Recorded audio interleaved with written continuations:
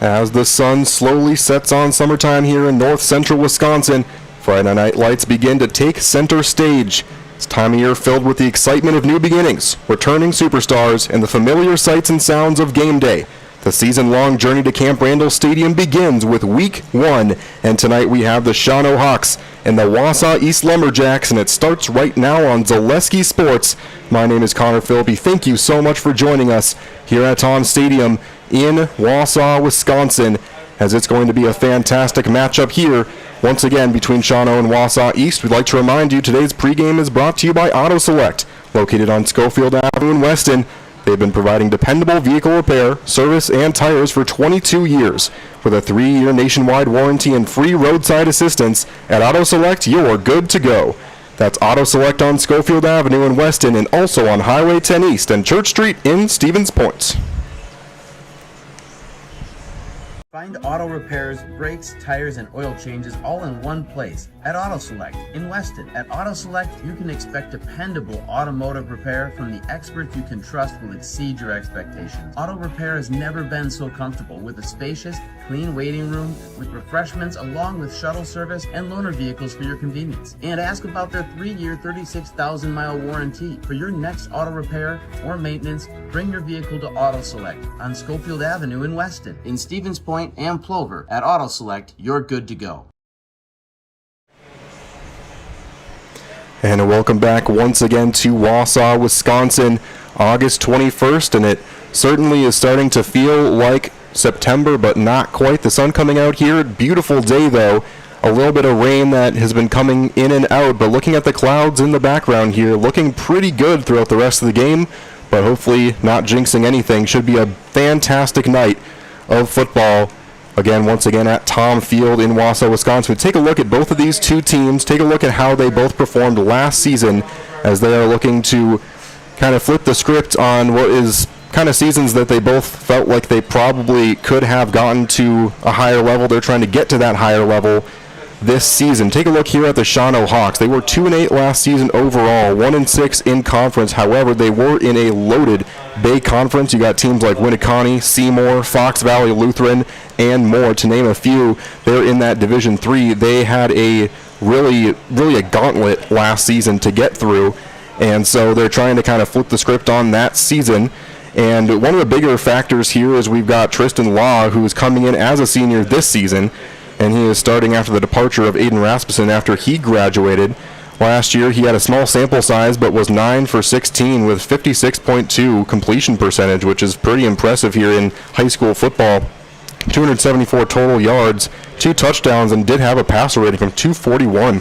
Again, a small sample size, but certainly boding well for what this season might have in store for this Shawano team. A few other key departures. Joe Kleinschmidt, a wide receiver, had the second most yards in the season at 145 as a wide receiver for the Shawano team, as well as on defense they had Robbie Caldwell, Eddie Rubio, Joey Dobrowski. All those defensive players will be missed this season, but definitely some key returners to be excited about for Shawano.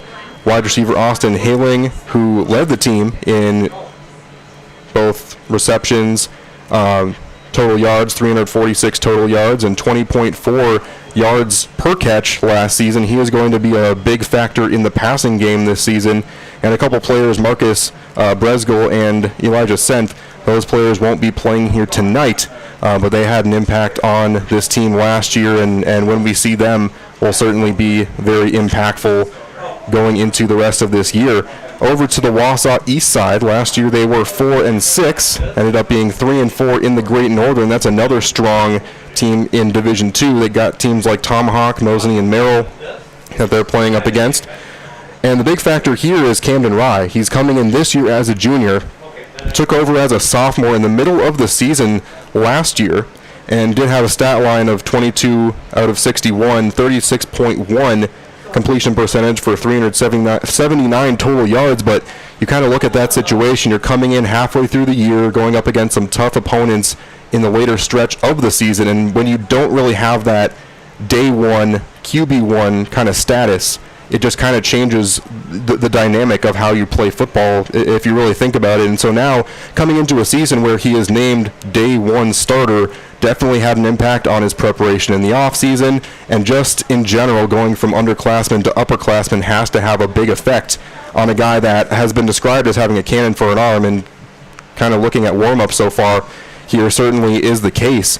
And so just kind of getting that accuracy down, and he is a dynamic player when he gets those deep balls going. You saw that almost 90-yard touchdown that he threw last year. I believe it was against Lakeland. So he can be a dynamic player. He can get those big plays when his team needs it. And if he can get that consistency this season, which he certainly can going into his junior year, that would definitely be a big factor for this Wausau East team. A few key departures for Wausau East. Obviously, the biggest one is running back Lane Stahl, who had over 1,000 yards last year, almost 7 yards per carry. Big shoes to fill. We'll see who's going to fill them in just a few seconds here. They also had Peyton Nest on defense, who was a big factor as well. Caden Everton was a wide receiver who had the second most yards for the team last year, and Gio Gomez, the kicker. Those are some shoes to fill as well, but we also have a player that's going to be doing that in just a second here as well. A big factor, key runners for Wausau East, is the fact that we had a conversation with Coach Tyler Kramer for Wausau East. You can take a look at, or excuse me, we actually have that we're going to play for you in a few seconds, but also a big shout out to Wausau Area Sports YouTube channel, where I was able to get a few key facts here as well. But he talked to them about the fact that he has 4 out of 5 offensive linemen that have been starters for him in the past. Eli DeMoss with 3 seasons, Jackson Gumbert with 2.5 seasons, Turner Zink, Miles Mallory also getting opportunities in their second year. So those are going to be major factors, that you have players that have chemistry together, that have played together and have that experience, especially being big up front and trying to continue to make that running game a dominant factor of this season. They certainly have the capability to do that. Wide receiver Henry Moss is going to be a big factor. He dealt with injuries last year and still managed to get 24 receptions for 430 yards, 17.9 yards per catch, and 5 TDs, and that was with an injury-riddled season. If you can stay healthy, that's a big factor as well for Wausau East. Cash Ryan Seafelt is going to be that player that is going to be taking over those shoes of Lane Stahl from last year, and he, as a change of pace backup back, even got 37 carries, 182 yards, almost 5 yards per carry with 2 TDs. He is a big, explosive runner, and he's going to run the ball down your throat, straight down the field. He's a two-dimensional runner in the best way, so you'll be getting to see him tonight as well. Should be exciting. Aiden Kildee, a major factor on the defensive side, the linebacker with almost 100 tackles last season. Probably would have gotten there too if he hadn't been benched for good reasons to keep him healthy in that last game of the season. 18 tackles for loss and 3 sacks. 3 sacks as a linebacker, also very impressive for him. Matthias Clemens is the soccer player turned kicker that we might be seeing so far in this game. Now that the weather has kind of turned into a nice sunny day, not too much wind, we might actually see him in action this game for sure, and probably this season as well. So those are the kind of the rundowns of how last season went. We can't wait to see how this season goes, and we will now turn you to an interview that Jason Zaleski did with Coach Tyler Kramer of Wausau East, and after that we'll be right back on Zaleski Sports with more pregame action. Welcome to Coach on a Couch. I'm your host, Jason Zaleski, here with Wausau East Lumberjacks head football coach Tyler Kramer. Coach, before we start, just remind the audience how many years you've been coaching at East and what keeps you coming back every year? I've been the varsity head coach for about 4 years now. The year before I was interim for 1 season. Merrill Steel welcomes you as you join us in a virtual tour. Our main facility in Schofield, Wisconsin covers an area of roughly 46 acres and is home to our company headquarters. From this location, paired with our facilities in Comanche, Iowa and Springfield, Missouri, we are able to easily fulfill the needs. Welcome to Coach on a Couch. I'm your host, Jason Zaleski, here with Wausau East Lumberjacks head football coach Tyler Kramer. Coach, before we start, just remind the audience how many years you've been coaching at East and what keeps you coming back every year? I've been the varsity head coach for about 4 years now. The year before I was interim for 1 season. What keeps me coming back is the kids, honestly. I think I tell myself every year you're not going to be as connected into the next. Welcome to Coach on a Couch. I'm your host, Jason Zaleski, here with Wausau East Lumberjacks head football coach Tyler Kramer. Coach, before we start, just remind the audience how many years you've been coaching at East and what keeps you coming back every year. I've been the varsity head coach for about 4 years now. The year before I was interim for one season. What keeps me coming back is the kids, honestly. I think I tell myself every year you're not going to be as connected into the next group. Like, you love those seniors every single year, and then the characters start coming out, and you really remember why you keep coming back to all that. Yeah, I thought you guys had a good season last year, so we'll just kind of put a bow on 2025 before we talk about this year. Just tell me about the seniors and the group that you had last year and what impact that you think they have left on you. Welcome to Coach on a Couch. I'm your host, Jason Zaleski, here with Wausau East Lumberjacks head football coach Tyler Kramer. Coach, before we start, just remind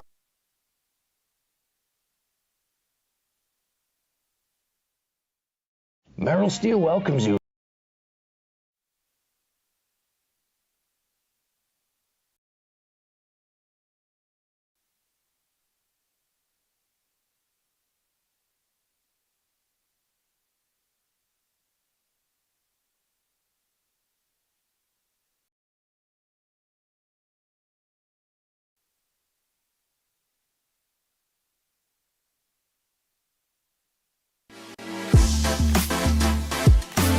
Welcome to Coach on a Couch. I'm your host, Jason Zaleski, here with Wausau East Lumberjacks head football coach Tyler Kramer. Coach, before we start, just remind the audience how many years you've been coaching at East and what keeps you coming back every year. I've been the varsity head coach for about 4 years now. The year before I was interim for one season. What keeps me coming back is the kids, honestly.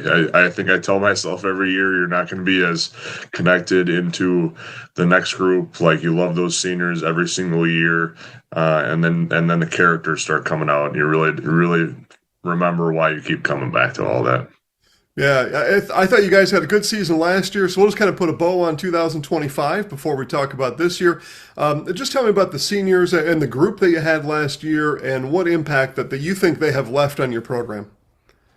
I think those were the first kids, especially being that second year in our conference, where we saw kind of every up and down you can see throughout a season. So you start off hot with one good win to start the season, and then you have four straight losses, a couple of really close games in there against quality opponents like La Crosse Logan, and not for a moment did they kind of deter and get down on themselves, and to rally back from that and still get a playoff berth. And I think the score doesn't tell the full story on that one, but have a good performance against a Mount Horeb team that's been a storied program for a few years now.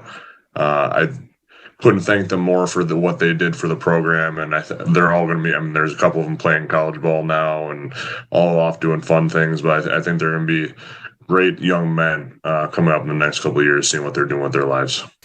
You talked about a conference change a couple of years ago. You go from the Wisconsin Valley to the Great Northern. Just tell me about that and how this better suits your program.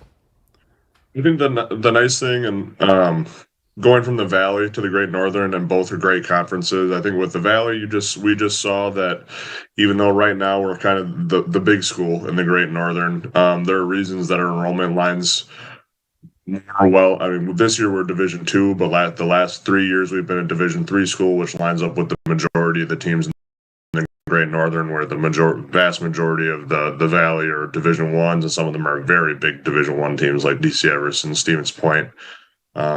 Where this has just been a really good competitive balance for us, where it's like we line up pretty close with a Lakeland, we line up pretty close with a Rhinelander. Numbers wise, Medford's a D3 school, Merrill's a D3 school, and I believe Antigo's a D3 school as well. So it's like we line up so much better enrollment wise, where I think we just needed that as a competitive balance, especially with where the program was at prior. By and large, in conference, the road trips might be a little bit longer, but that's not necessarily a negative. How do you and the guys take advantage of some more time on the bus with each other? I think it's been a good change. I tell people that at least the games aren't too far. When I played in a Valley where we were playing Kimberly and Appleton North and all those. We played in all those Appleton schools where even in the Great Northern, our longest bus rides are about an hour. And our boys are really good about being focused on the way there. you see kids either watching film or having a good time on the bus on the way back, and that's what we're looking for. And I think they've done a really good job of keeping that like bonding going up every year. And this team this year is very tight, so I expect that to be that to the 10th degree as this season rolls on. Well, good. Well, let's talk about this year's team. I had a scrimmage last week. Let's start on the defensive side. What have you and the coaches and you and the boys learned about your defense coming into this season? I think our scrimmage went great. We played against Wausau West last week, and that was kind of, I think, a good step for us playing against, again, a playoff Division I team that I think has had some good showings the past couple of years. And I think they would tell you, too, we held our own and everything. I think defensively, our front seven is very strong. One thing that will stand out to anybody watching streams coming to games, we're big. I mean, we're a really big team. Our offensive line is huge. You see some kids that we generally haven't had that kind of size coming through the program. But from the lifting piece of it to just having that frame, I think it'll separate us a lot. And we've had some good pieces at the D-back positions with Cooper Schmidt and Henry Maz and Bryce Falstead. Two of those guys are newcomers to our starting D-backs, have been impressive. And the Bryce and Cooper were our JV starting corners last year, and they did a really good job. So I think this was a good progression for them. And then kind of the leader of it all, Aiden Kildee, who committed to Northern Michigan in the summer, has just been a great old school middle linebacker downhill. And he's like having another coach on the field. I think it's probably a little unfair to teams every once in a while, but he's the one directing everybody where to go. My kind of guy, man. Get in the hole, hit somebody. Let's go. I love it. Offense, right? Most of the scoring is going to be done by the offense year in and year out, no doubt. No different this year. Most of the fans coming to watch your games, that's what they get excited about. So enthusiasm, and tell us about your offense. I think with the offense, so we're returning 8 of 11 starters. 4 of those come from the offensive line, which is going to be huge for us. That 5th offensive lineman is also a kid that played a little bit of offensive line last year, but it was more in a capacity of as a reserve. So all of those guys have varsity experience. We have a 6th guy that has varsity experience and a 7th guy that has varsity experience starting on the offensive line too. So we're deep in that world. Quarterback is Cam Rye, started the second half of the season for us, kind of figured out our run game at that point, so we didn't have to lean on him so much last year when he was a sophomore, but I think he's made some good steps up. He's got an absolute cannon for an arm. We returned 2 of 3 receivers with Henry Maz and Tanner Kostrowski.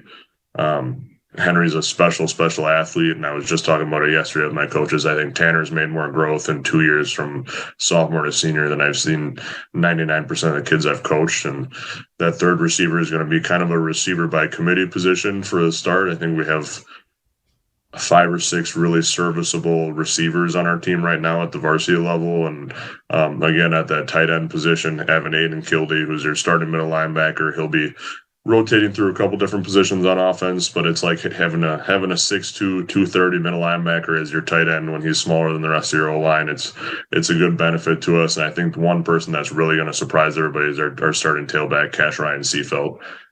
He really had a good showing in the scrimmage, and just again another old school kind of I'm gonna run you over. He's not doing a bunch of fancy moves. He's not gonna run around you trying to get to the outside. He's going downhill and he's trying to score every single play. That sounds like a lot of fun to me. Yeah, I'm excited for it. Special teams, they got 2 jobs: give bad field position, get good field position. Tell us about your teams. We've gotten really lucky the last couple of years that I've had some soccer players reach out that they wanted to kick for us. Gio Gomez did a great job for us the last 2 years as our kicker. This year will be Matthias Clements. He's another kid who's been a great soccer player for a long time. And then I was a surprise to me because usually I have that guy punt as well, but I had another soccer player reach out, and he's used to play football middle school at that time. He goes, "Coach, I'm a pretty good punter. I'd love to try out for it." And so that's Gideon Weiss, and he's going to be setting us up well. Is all I can really say about him. But having those 2 guys, I think, is such a commodity in this game where it's like if you can hit a 35-yard field goal in high school, it can really separate you in some games. And being able to switch field position with a kid that's been training punting on his own, again, is another separator. And all the athletes that I'd kind of already talked about through the offense and defense, there'll be guys that go to return and whatever. And I think we've had pretty good special teams for a couple of years. got to figure out things. I think early season we had problems last year with long snapping. I don't think we'll have issues like that this year. I think we were a young team last year that's really progressed to being a solid older team where we're returning 22 seniors, and that's bigger than most programs in our area. We'll see even the schools that are quite a bit bigger than us. And I'll preface this by saying, depending on game situation, but right away when we're 4th and 4 and we're on the 19 and we're going for it, we don't have a kicker. So it sounds like maybe you got that squared away. Yeah, we should be in good spot with that. Good. All right. A complete football team is what I'm hearing about from Coach Tyler Kramer, again, Wausau East Lumberjacks head football coach. I want to touch on fan participation in the stadium. I want to give you the opportunity to advertise your team. And I'll just start it by saying that coming on out, cheering on the coaches, and really cheering on the boys means everything. It can help a football team with you being in the stadium, cheering these guys on. Coach, tell folks to come and watch your football team this year. I would agree with that fully. And what I tell people is usually these first couple weeks, especially before school starts, it's not the easiest to get everybody out because people are still on vacations, things like that. But just a feel as a coach and a guy that's played at Tom Field, played for Wausau East, when it's electric in that way, and I think that's why we try to put such a good product on. We play a fast-paced, trying to get some big plays in there. And our coaching staff's a fun coaching staff where you got those guys running around and cheering and going off with the kids. And just I think this team is going to be a solid team this year of kids that have been really dedicated and held themselves to a standard that's going to put a good product on the field every time they're there. And I feel like if I was a fan, I wouldn't want to miss it. First chance to see the team is on Friday night at Tom Field. You host the Shawano Hawks.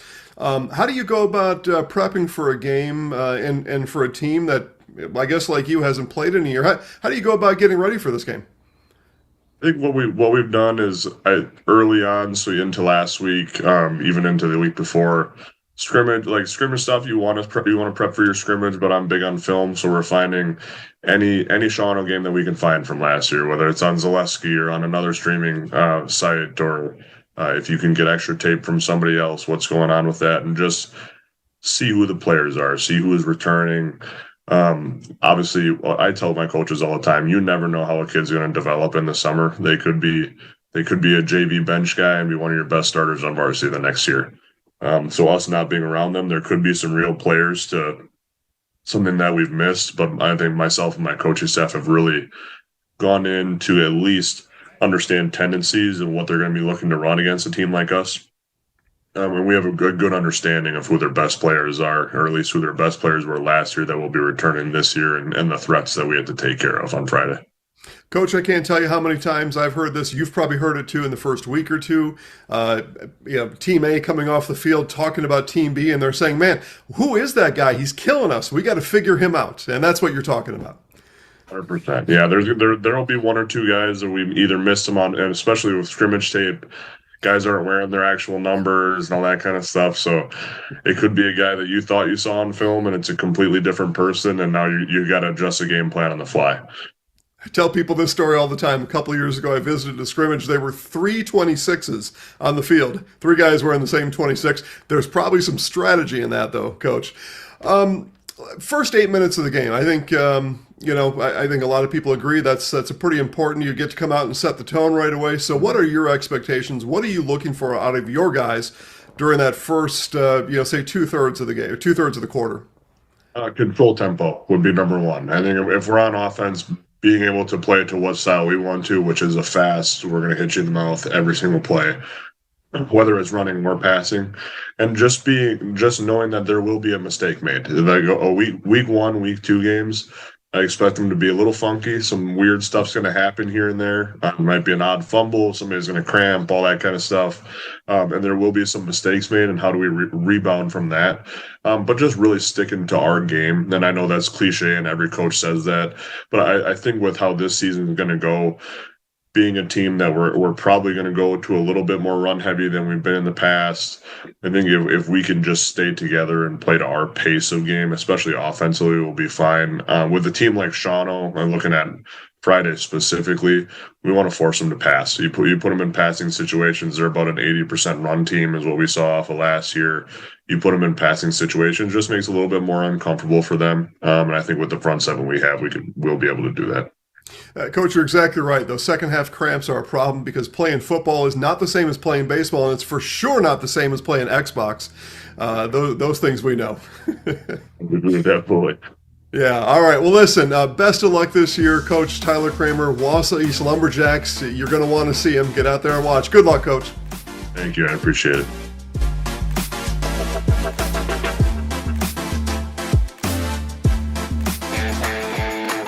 Want to save even more at Fleet Farm? Sign up for Fleet Rewards for exclusive offers and deals. Earn points every time you shop. 500 points gets you a $5 reward. It's free and easy to sign up, in-store or online. Plus, earn rewards even faster with the Fleet Rewards credit card. Get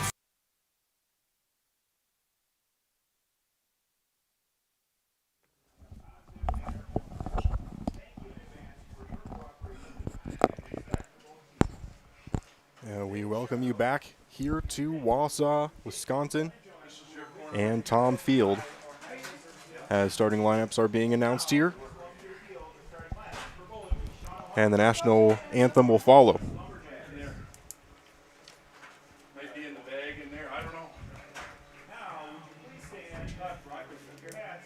And it looks like they'll be doing the national anthem first, so we will take that time to appreciate that and be right back.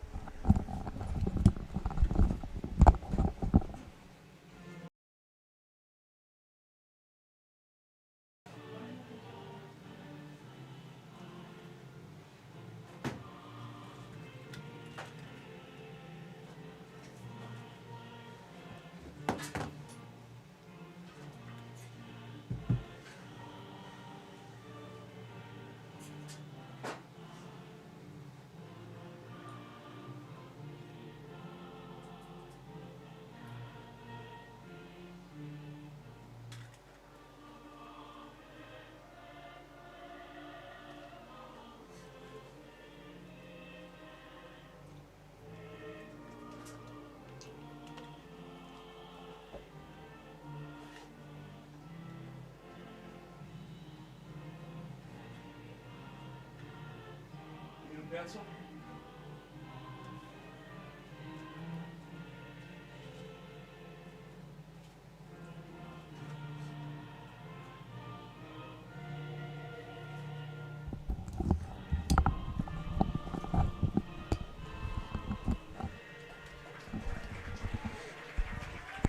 And a very nice rendition of the national anthem.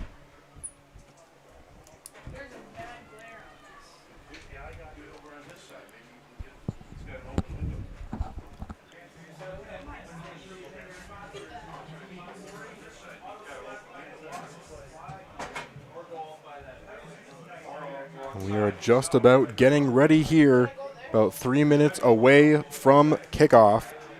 We'll bring you through the coach's keys to the game. We'd like to once again give a big thank you to Tyler Kramer, both for sitting down with that interview with Jason Zaleski and for answering all my questions pregame, and also Alan Tamau for the Shawano Hawks. Both very, very helpful, and always appreciate having a good conversation with both coaches before the game. And so for Tyler Kramer, he wants to force the pass. You know, Shawano runs the ball, or at least last year ran the ball 80% of the time last season. They want to make sure they can force those passes out. They also would like to dominate up front, and they're expecting a great run game this year, just like they did last year. They're trying to get off to a great start with that run game. They also want to stress playing their pace. Make sure they're speeding up the game and slowing it down when they want to, and not letting Shawano dictate this game if they can help that. And they also want to win that turnover battle. Big focus on that in practices leading up to the season, and then just avoiding mistakes like turnovers, bad snaps, penalties in general. These early games can sometimes be just a little bit more, I don't want to say sloppy, but just a little bit more, fundamental focused in these early stages, as some of these newer players are learning to play with each other as the long lull of the offseason kind of these players need to shake the rust off, and that's kind of the main factor of that 5th point. For Allen Tamau, they want to be good on the first down against the run, recognize that Wausau East team is very big up front. They want to make sure to get around that. They want to get this Wausau East team in space and establish the run early, as well as limiting possession, staying methodical with the football. And the excitement is just about to begin here in Wausau, Wisconsin. Ready or not, here we go. High school football in the WIAA is in the air as it's returned by Shawano to start this game off. Pretty decent run there to begin the game for Shawano. That one returned by Deacon Wiesner, as Shawano is going to set up that offense. Again, taking a look here at this new look Shawano offense, starting off the game at the 36-yard line.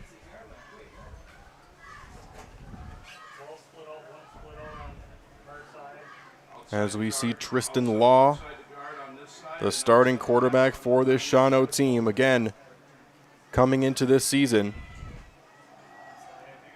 And the first play of the game could have been sprung loose there, once again, for the running back, Wiesner. And we'll see if he ends up getting the majority of these handoffs. Again, impact players for Shawano not in the lineup here tonight.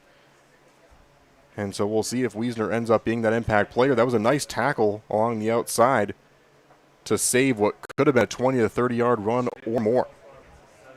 So now 2nd down for Shawano, 2nd and 3 to go. After a good run, they want to, again, establish 1st down. They're going to drop back for a pass, going deep to start off the season, and it is sprung loose, or excuse me, jarred loose. It was a nice play there by Cooper Schmidt.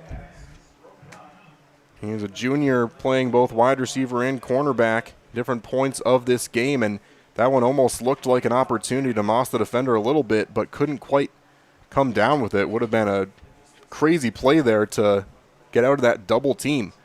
But interesting to see Shawano going very aggressive to start off this matchup. They know, based on records, based off divisions and matchups, they can technically be considered the underdog, but in game 1 you never really want to label anybody, and that was a nice play defensively. It looked like it might have been number 49 Jody Clemens potentially making that play, as this is going to be a 4th and 3 situation now. What is Shawano going to do? They are right around midfield. Do they take the opportunity to flip the field right away? And it looks like they are probably going to play it safe and do just that.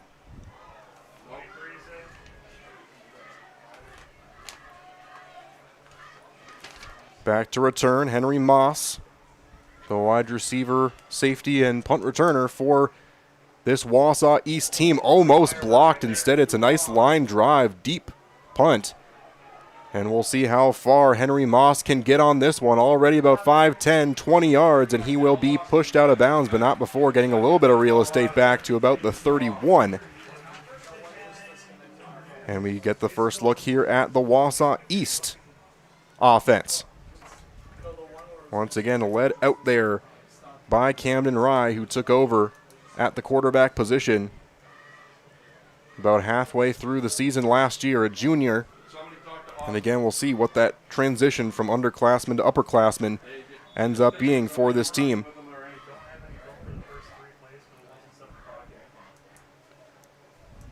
It's about 10-13 on the Innovative Health scoreboard, as the first play of the Wausau East season is a good gain of almost 9, actually past 9, past the 40-yard line.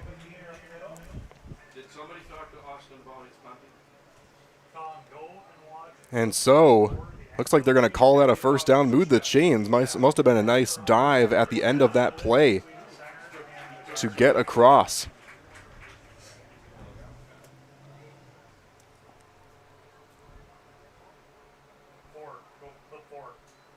And the second play will be a run as well. Might as well go right back to that well It was a gain of 3. There is a flag on the play. Again, like we've mentioned, heavy run game as Cash Ryan Seafelt with both of the first 2 runs of this game. And we'll see what the call is here by the White Hat, and it is going to be holding against the offense. So once again, we see right away, kind of rearing its ugly head, the first key to the game, or the last key to the game, I should say, that Coach Kramer gave us, limiting those mistakes. But those are going to happen early on, even with that experienced O-line. Start making the money you need with flexible scheduling, a close-knit, fun-loving group, and full-time benefits that start day 1. Learn more at foundationfinance.com. So we have a 1st and 20 now, backed all the way up after that holding penalty, but able to break away to the near sideline. And at the very least, getting that yardage back, he's going to be forced out of bounds. Just about a half yard shy of that initial line of scrimmage. But that's a great chunk play to get Wausau East that real estate back to work with. Again, beautiful day it shaped up to be. It was pretty rainy and drizzly. Some heavy showers about an hour and a half to 2 hours before this game started. Stayed drizzly up until about an hour ago, and now it's absolutely beautiful for the first game of the season for both of these 2 squads. 2nd and 11 under 10 to go in the first quarter. Early on from Tom Field. Beautiful facility they have here. Ball is snapped, fake this one to the right. On the run is Camden Rye. He's going to break free for about 20, and he's still running for about 23, 24 yards. Nicely done by Camden Rye. Again, talked about his cannon for an arm. Well, he can use his legs just about as well as anyone else, and goes all the way inside the 40 for Wausau East on this opening possession. So good job able to shake off that initial holding penalty. And now they are rolling.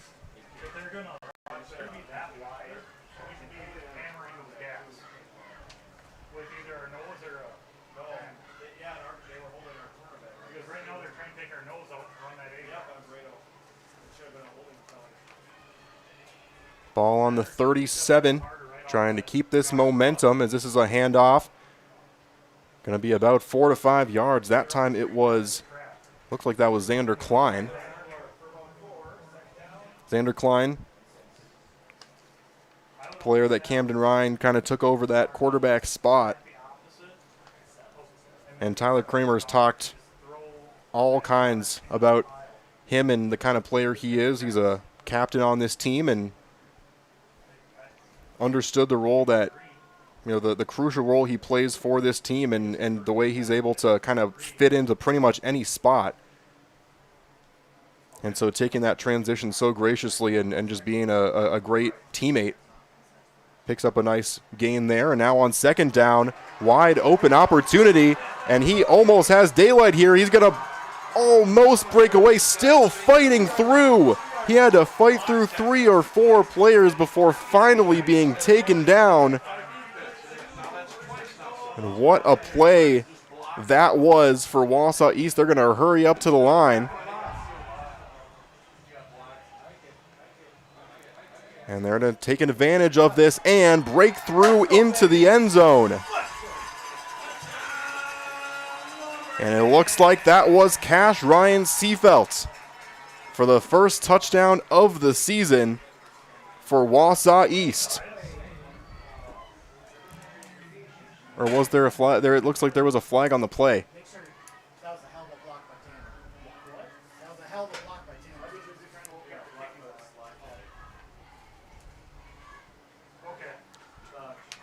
It was, by the way, Henry Moss with a nice deep reception of about 35 yards to set up that play. And it looks like it will stay on the board here for Wausau East. Defensive penalty as they will set up this extra point.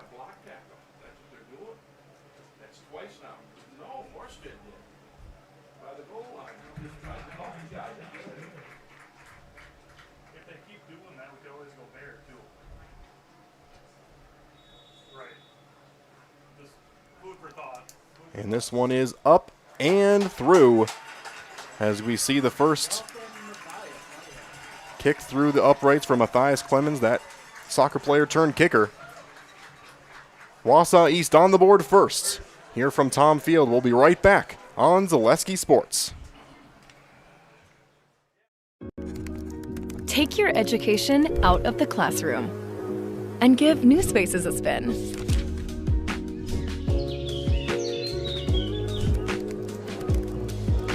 Wherever you are, North Central Technical College is there with flexible learning options,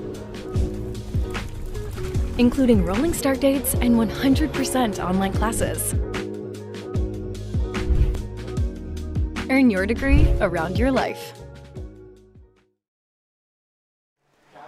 From residential to commercial, industrial to agricultural, Newton Electric in Wausau has been serving Central Wisconsin since 1977.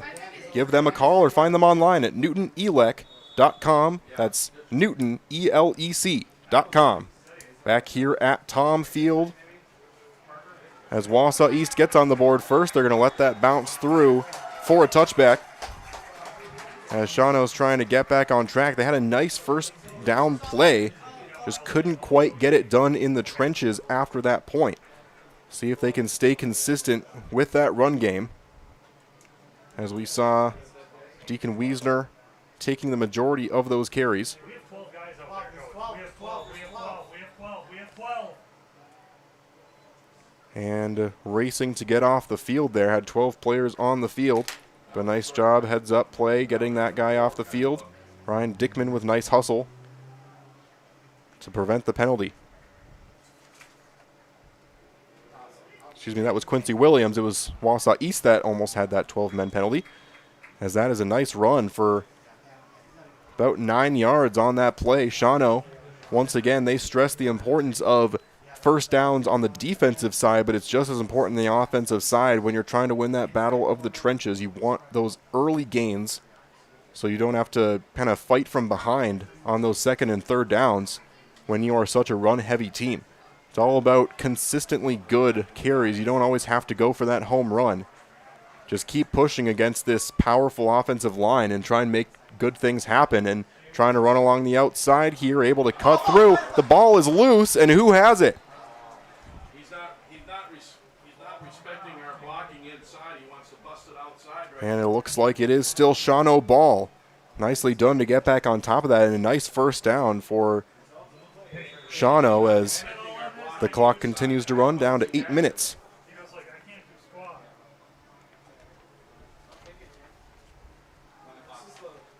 Again, 7-0 on the Innovative Health scoreboard. Wausau East scoring a touchdown on their first offensive drive. Shawano trying to respond on their second. Got one receiver out wide. That's Haling. Instead, they're going to fake this one to the far side of the field. Going to get at least a few here. Picking up the first down and then some. As another flag's going down, though. That was a nice run by Tristan Law, but see if there was a reason why he got so loose there.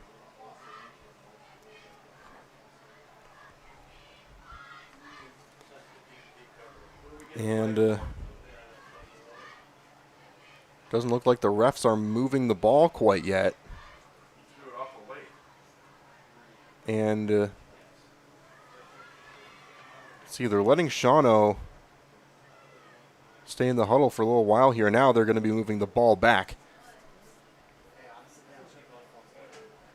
Looked like they were giving the refs, or giving the coach almost an explanation before they called the penalty. Holding is called, and you did see Law kind of break for that outside. It seemed almost a little too easy there, and there's a reason why. I'd like to remind you, if you're watching here on YouTube, thanks so much for tuning in here to Zaleski Sports. And if you subscribe, you're able to go into that comment section, and if you do, let us know where you're watching from, who you're supporting. It's always nice to see who all is watching, because it's the main reason we do this, is to get the game out to the people that can't be here. And if you let me know those things, I'll make sure to give you a shout out on the stream as well. Shawano here with a 1st and 13, trying to run through that gap, and is stopped in its tracks. It looks like that might have been Bjerke.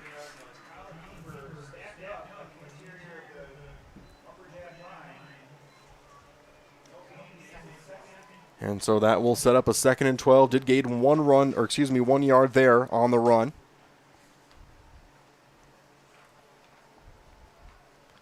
We saw in that first possession that deep pass attempt. See if they try anything else here. So you once again see Hailing on that far side. Instead, they run it to the other side of the field. Nice job breaking through that one tackle. And then knocked out of bounds. Wiesner once again on the run. But getting a little more of a manageable 3rd down. That's about as much as you can ask for running the football on that 2nd down. Should be about 3rd and 7. Beautiful backdrop here at Tom Field, by the way. Trees surrounding us. Definitely gives you that north central, even almost Northwoods vibe here in beautiful Wisconsin.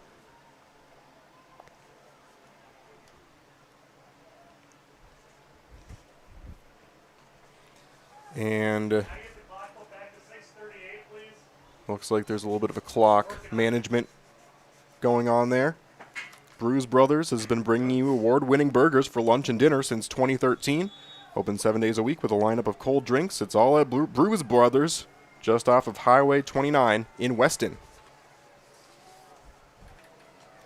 3rd down and 7 with about 6.5 to go on the Innovative Health scoreboard, as this one is going to be flipped out and not quite to that yard marker. And now Shawano is at a 4th and short at almost exactly the exact same spot that they were at on their last drive. It is about a yard shorter, though, or closer. And it looks like they are trying to catch him off guard here. Will they draw him off sides or actually go for it? Motioning one player off. And did they get him to jump, or was that a false start? This could be a big call early in the game.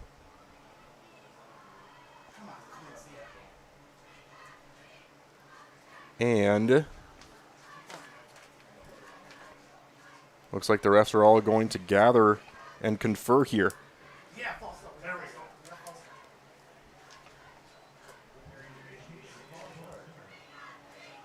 And it looks like it's a false start indication here. Hasn't been official yet.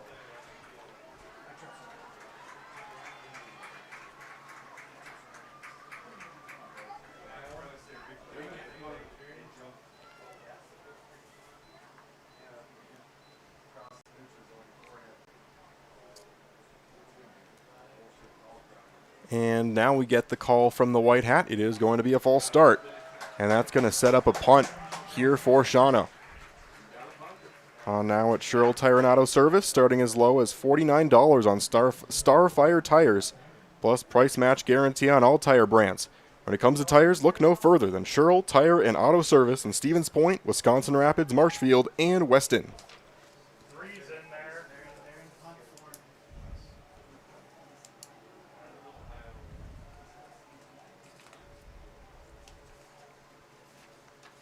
Once again in punt formation, and that one was a bit high. Don't know if that was tipped or not, but it's going to take a nice Shawano bounce all the way down to the 27-yard line, and trying to wave that ball forward with the wind there. Nice strategy, so to speak, by Zach Van Westenberg. Didn't quite do what he wanted to, but still made it all the way down to the 32-yard line. So it's going to set up another offensive drive for Wausau. Unbeatables and award-winning service at Lead Car Toyota Wausau.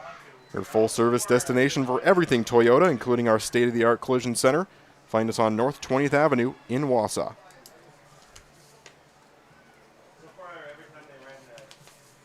And a timeout called. We'll take one quickly with them and be right back here on Zaleski Sports.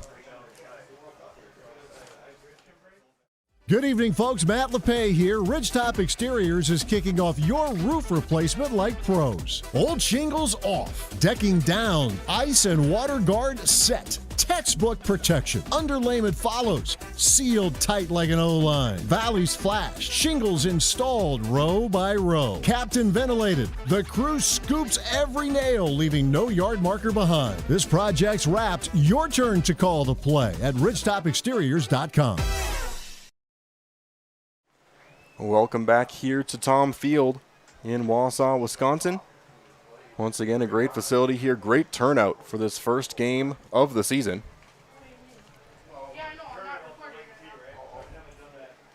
As Wausau East will start their second offensive drive of the game. It was a very successful one the first time through. A 35-yard catch and run by Moss. Ran all the way to the 2-yard line. Kind of got them on their heels on a easy 2-yard run for the touchdown. Throwing this one deep and trying with over-the-shoulder catch, but just a little too far. That time intended for Bjerke. But that is kind of the deep play they want and that they're looking for out of Camden Rye. He's got the arm to get the ball out like that. And just looking to be a little more consistent with the placement. But early on in the season, that's definitely something that we'll see throughout the year. If he can stay consistent and accurate with that ball placement, I mean, this Wausau East team could be hard to stop on the offensive side of the ball. 2nd and 10 here at the 28-yard line, and this one is stopped behind the line. Nicely done by that Shawano defensive line.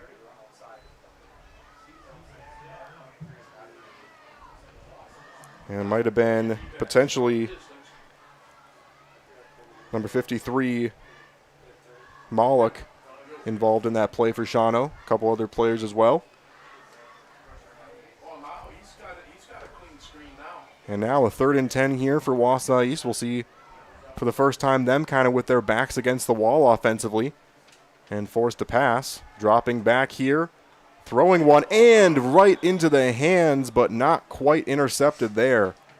Great opportunity for the Shawano defense, but still nicely done on that defensive stop. 4th and 10, most likely a punt coming. And it is going to be Gideon Weiss, the punter, in formation here for Wausau East. And back to return, number 9, Braxton Beiersdorf.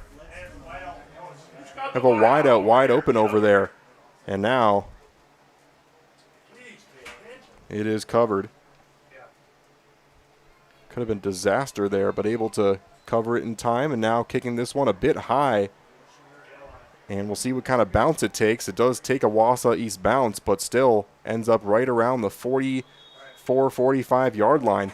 So Shawano kind of flexing their muscles on defense there. Some nice stops along the defensive line. As they trot back onto the field offensively.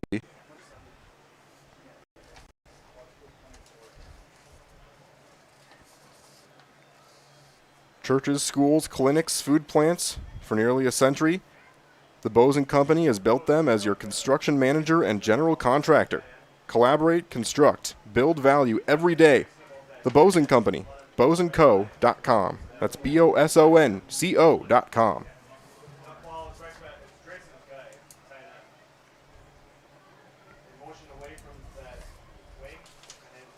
5:25 left in the first quarter. And the ball's going all the way back now to the 35. Must have been some sort of penalty on Wausau East. Not quite sure what happened there, but either way, ball all the way back to the 35 now for Shawano. Or excuse me, it was a Shawano penalty. My apologies. So it must have been a holding.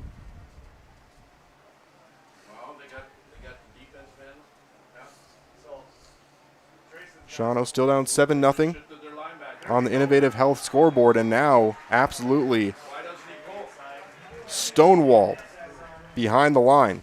Nicely done by an entire pack of Wausau East players there. And every once in a while, you're going to see just kind of the size of that group overpower just a little bit. And once again, why Coach Tamau really stressing the importance of getting that open space. Trying to pass the ball a little bit more than they maybe would be a good way to try and do that. And then they can set the run up a little bit more, maybe be a little bit more creative along the outside. Running the ball straight through the middle. Going to be a little bit of a challenge here this evening. Here we go on 2nd down, trying to get slippery there, but once again stood up. And it looks like that might have been number 66, Christian Kelly, in on the tackle. So now that makes it a 3rd and 10. As Shawano doesn't want to see their drive stall immediately here. Trying to get their, I believe, their second first down of the game. Once again going with Haling out wide. Going look over there in the secondary. This one's going to be tossed and trying to get there. Not quite able to, as it's going to be a gain of only about 1. It was hands as well as kind of the threat of Trevor Kell running in. I just mentioned him. He was taking a look over there at Haling, and he ended up running in to assist on that tackle, making it impossible for a cut and run. So once again, we see Shawano trying to use that speed along the outside, trying to go with some misdirections. And now the punt team out once again for Shawano. And they got some positives on the defensive side, just have to find a way to find some creative ways past. And this one almost blocked. Not sure how it didn't get blocked there, as this one is going to be fair caught by Wausau East.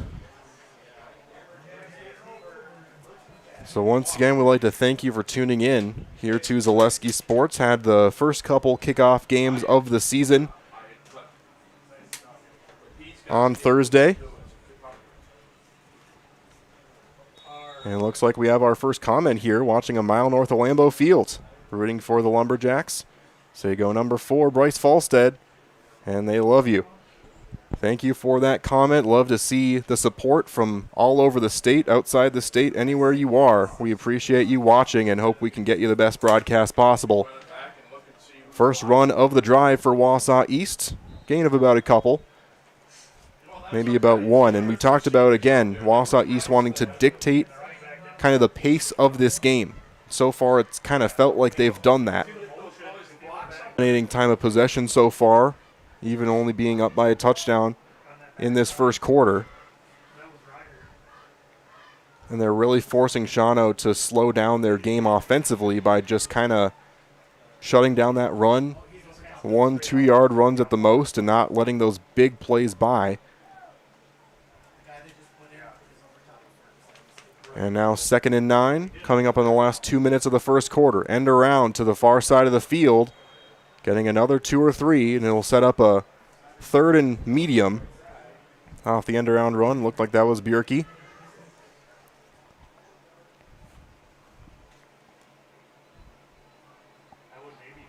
And that's what's so interesting about a offense like this, because you've got a very formidable running back in Cash Ryan Seafelt, but then you also have wide receivers that are capable of running with the football as well, like Xander Klein and Anders Bjerke. You can go with those end arounds. You can go with some quick passes. They have some speed on this team, some elusivity. Dropping back for this one on 3rd and 6. Getting this one right around the line to gain. Looks like they're going to give it to him. Nice play there. Henry Moss, we talked about him and how he wasn't quite able to stay healthy last year. But if he can kind of get that injury bug out of his system, then he's going to be a major factor for this team. And once again, Camden Rye not having to do too much, not having to force it in those types of situations. That's what 3rd and 6 does instead of a 3rd and 10 or 3rd and 9. You can go with those quick passes. You don't have to try and do more than you need to in those situations, especially when you're trying to dictate the way this game is going. Don't go for the deep play until you feel like you have to, or you feel like you've kind of lulled the defense to sleep enough to do that with all these runs, as this one's also run down the middle by Cash Ryan Seafelt for a gain of about 8 yards. Yeah, our linemen aren't getting into people. They're late getting off the ball. 2nd and 2, most likely the last play of the first quarter. One guy, it's all 5 of them are late getting off the ball. The 5 front, the blitz and the safety where they think we're going to run on the And running the ball once more, cutting to that left side, and this time it was Xander Klein running that one past for the first down. And we'll see if that is the rest of the first quarter here or not.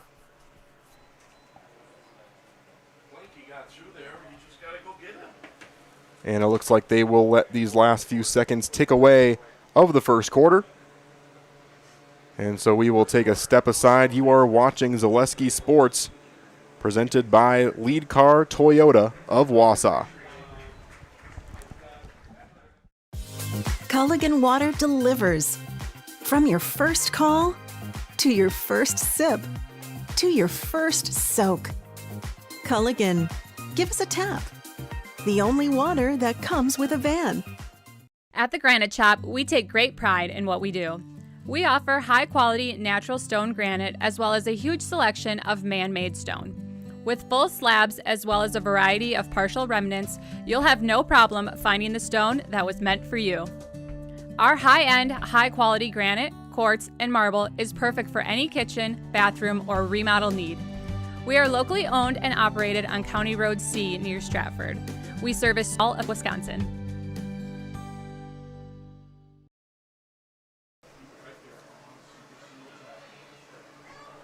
And we welcome you back here to Wausau East, Tom Field, home of Wausau East and West football.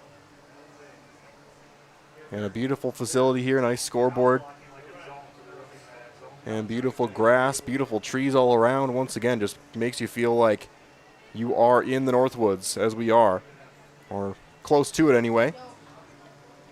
We got Dave Hahn watching from Bondul. We'd like to thank you for tuning into the game as we're just about to start this second quarter. And if you're just tuning in, it was a touchdown set up by a 35-yard catch by Henry Moss, followed by a 2-yard touchdown run for the new running back one, RB1, Cash Ryan Seafelt for Wausau East. And that's been the only score so far. Wausau East getting stopped on the offensive side by Shawano the last possession, but so far it's really been the defense shining for Wausau East, making things happen along that defensive line and forcing Shawano to get creative on that side of the ball. And now Wausau East driving past the 50-yard line as we start this second quarter of action. Both teams hungry to start off this season with a win.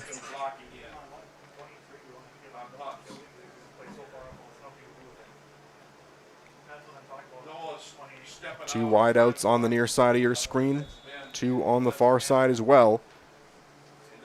And as Camden Rye gets ready for the first snap of the second. He's going to drop back, and now firing this one deep, and it is knocked away. Nice defensive play there by Braxton Beiersdorf. I believe it was Beiersdorf that was able to wrestle away another deep throw earlier on in the game. And that is a big play, but also another one where maybe just a little bit push further or kind of get a little more air on that ball, and that one could have been off to the races. But once again, you're just seeing Wausau East close to that home run. Camden Ryan knows he's close to that home run. As once again, we see just a little bit of isolation on that near side of your screen, as this one's going to be handed off. Looked like a little bit of an awkward handoff that time. Maybe held on to it a little too long as Seafeld gets stood up at the line. I saw Dominic Thorson involved in that play. And now we have a 3rd and long once again for Wausau East. See how they handle it this time. Last time a ball thrown almost directly into the hands of a Shawano player. Couldn't quite grab it though. We'll see if we get another situation where they feel forced to throw, or if they're at a point in the field where they want to try and take 2 chances at it. As this one running to the right, tossing this one deep, and it is caught at the 20-yard line. Aiden Kilby, the superstar linebacker, can also play tight end if you didn't know. And there is that deep throw cashed in by Camden Rye. He knew he was going to get one eventually, and there it was. Set up a 1st and 10 at that 20-yard line.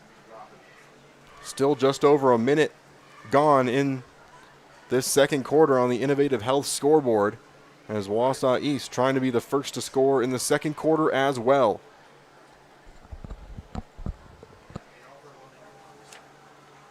Interesting formation here, as Rye is going to hand this one off, breaking through a couple different tackles. Powerful run there by Seefeld. Just one of those guys that, you know, he runs downhill, he runs angry, he's a big guy, and he is going to make you pay. And it's difficult to get a guy like that down behind the line. Even if you catch him, even if you have a couple guys on him, he's going to find a way to break through or lunge forward for a couple. It's just very difficult to stop him, and it just wears so much on a defense on the other side. 2nd and 5 here. Once again, Seefeld forward for another 2 or 3. Looks like closer to 3. He'll set up a 3rd and manageable. And we see more examples of Wausau East dictating the pace and style of this game. They're really going with kind of a stutter step approach. Couple runs, try a deep pass, try and catch them on their toes as they try and stack the box against such a good running back. And now we'll see what they decide to do on 3rd and 2.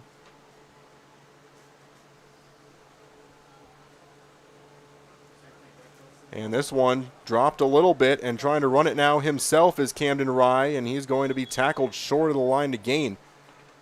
A little bit of a mistake there with the snap. I believe that would have been a handoff to Seefeld if that had worked out. And now they're stuck at a 4th and 3. We'll have to see what happens here. We have talked about Matthias Clemens, the soccer player turned kicker this season. But in a situation where you're up by 7, do you try it now or do you go for it later? And it looks like they are going to go for it on offense. 4th and 3, big play in the game. 8:33 to go in the second. Dropping back and a flag thrown before the play started.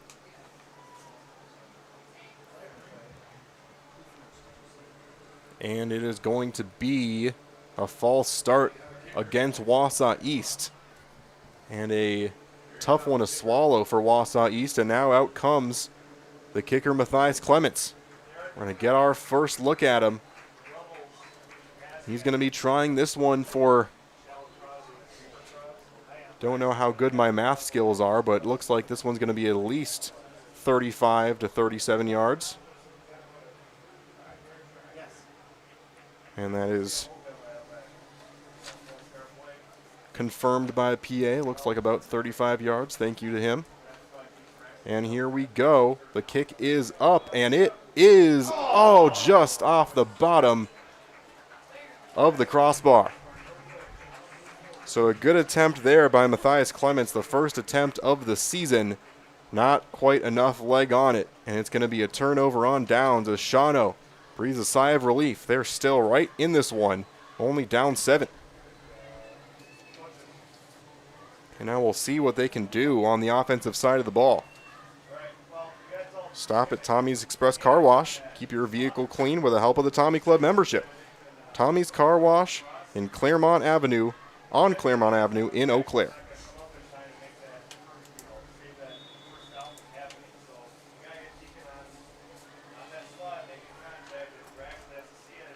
First and 10 at about the 20-yard line. More like the 18. And handing this one off down the middle. Nice gain there for about 8.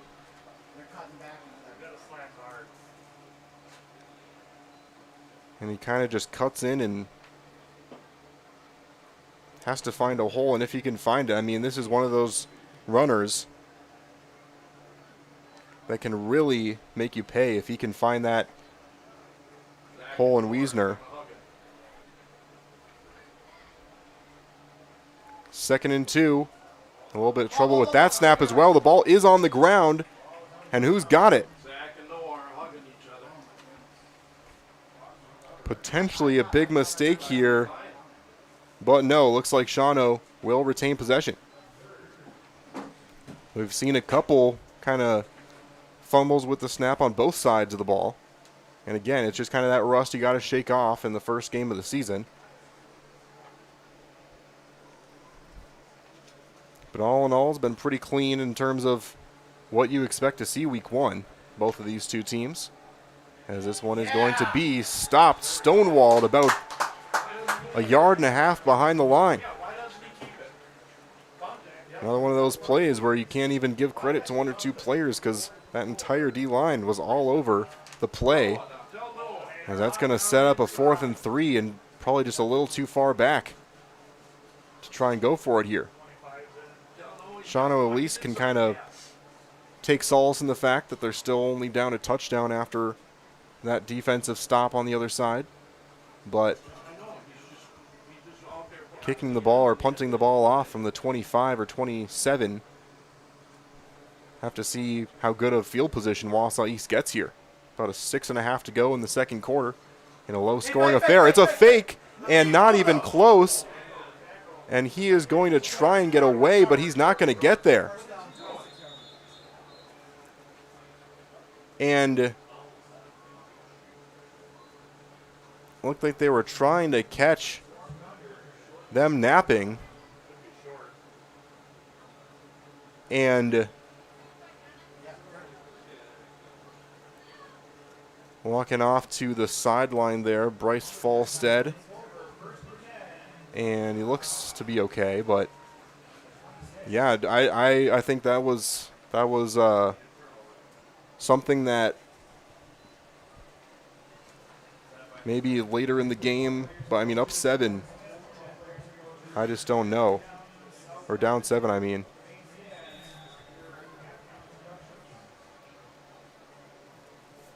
And yeah, you know, I feel like that's one of those plays where you get one or two things going for you, and it can really flip the script of the game, and I understand that decision, but at the same time, really puts your team in a tough position when you're giving the ball right back to them, right where you were able to kind of breathe that sigh of relief.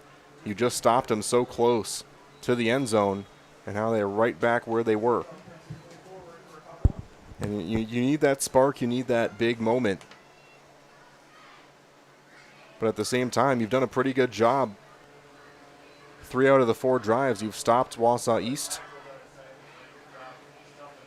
Tough to not trust your defense in that situation. But either way, Wausau East, 2nd and 7 at the 23-yard line.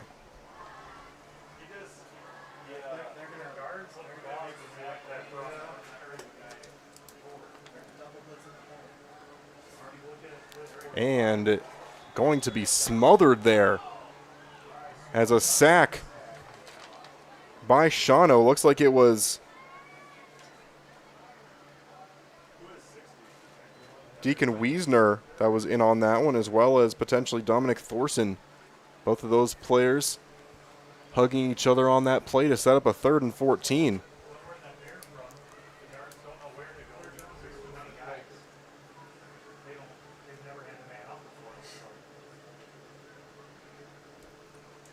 And now a 3rd and 14, backs against the wall, trying to evade pressure and getting sacked again. Wausau East's offense that was so successful in the first drive of the game comes up short here. And the fake punt ends up not being as big of a deal as we once thought.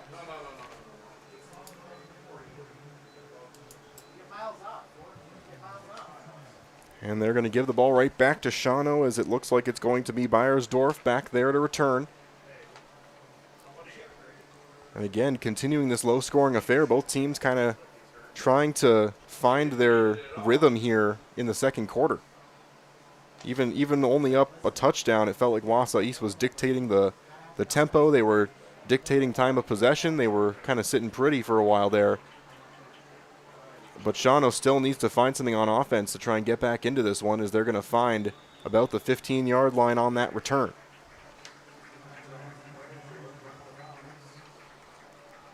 It looks like we have a fan saying, watching from the draft room, it's about that time of year.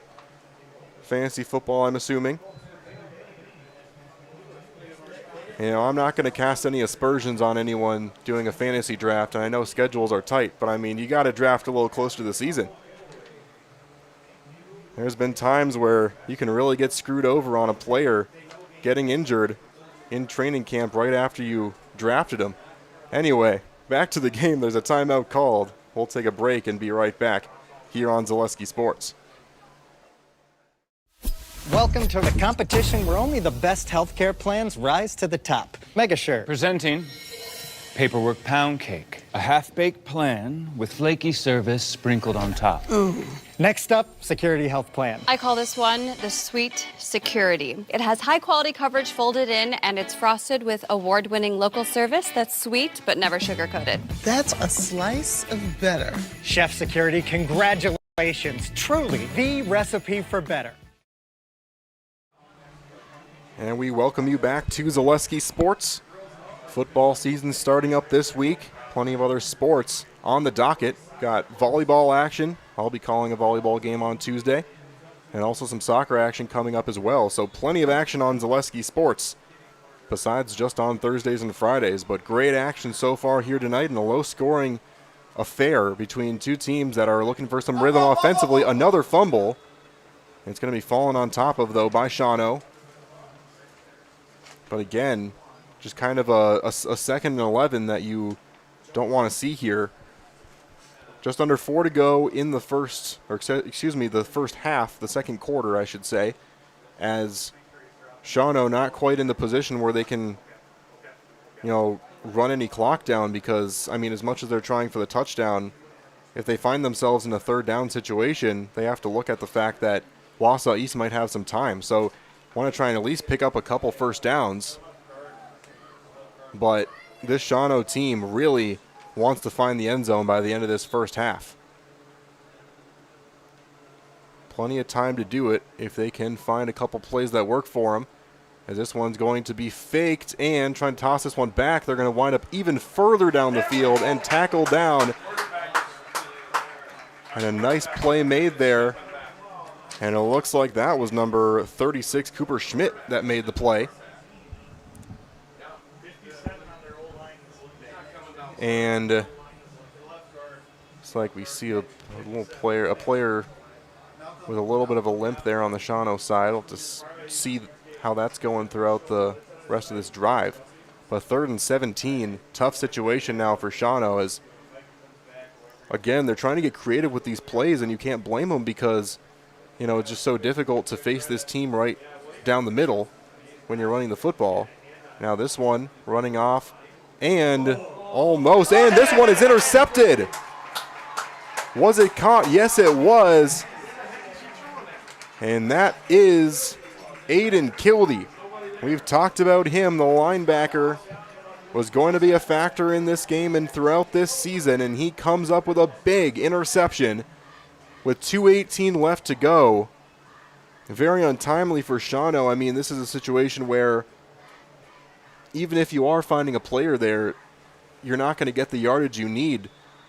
But also, you got to understand there's a defensive player right about to, you know, hit you hard. You kind of have to let the ball out quickly, and just didn't quite have the power to send it out of bounds. It's just a tough situation to put yourself in as a quarterback. But rolling out to the right, it was caught immediately. And off the interception by Kildee, the quarterback sneak breaking through, and he's all the way down to the 2-yard line. Camden Rye tucks it and runs, setting up a great situation for Wausau East. They're going to go quickly.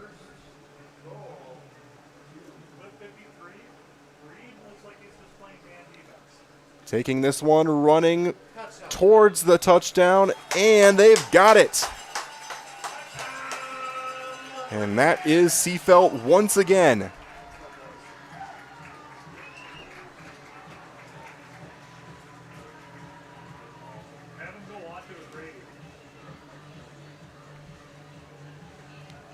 So Seafelt with both scores in this game as they prepare for the extra point. 1:52 left to go in this half. And that makes it 14-zip on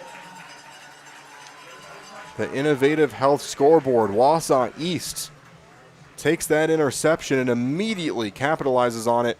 We'll take a quick step aside and be right back here on Zaleski Sports.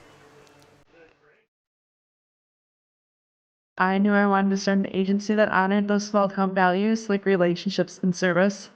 Our mission is to sell insurance ethically and with integrity to protect our clients' needs today, tomorrow, and in the future. Not everybody understands insurance, and it's a good day when I can help give peace of mind. Working with Access Insurance, we are a team, so you don't just get one of us, you get all four of us. Access Insurance Agency, our business revolves around you. And we welcome you back once again to Zaleski Sports. Tom Field, as we see just the beginnings of a sunset over there on the horizon. The clouds kind of covering it up a little bit, but a beautiful night for football as Wausau East taking advantage of a big defensive turnover. A big interception by Aiden Kildee, who we knew was going to be big for this team going into the season. A nice quarterback run by Camden Ryan, then poked in by Cash Ryan Seafelt, as this one's going to be returned to about the 30-yard line. And we'll see how aggressive Shawano is, as actually I'm seeing the same Shawano player kind of coming up a little bit gimpy after that play. I don't really want to say the name until I'm right, or until he actually comes off the field, because don't want to make anybody concerned that doesn't need to be. But either way, 1st and 10 from the 30-yard line, a minute 43 left to go. We'll see if Shawano tries to get back what they lost on that interception and touchdown, or if they try and play it safe. A timeout called by Wausau East. And so we'll take another brief step aside as they talk over their defensive plan for this last minute or so. Does your roof need attention? Don't replace it, restore it with Seamless Commercial Roofing. Our process is guaranteed and a fraction of the cost of replacement with no downtime. When your roof needs attention, call Seamless Commercial Roofing in Marshfield.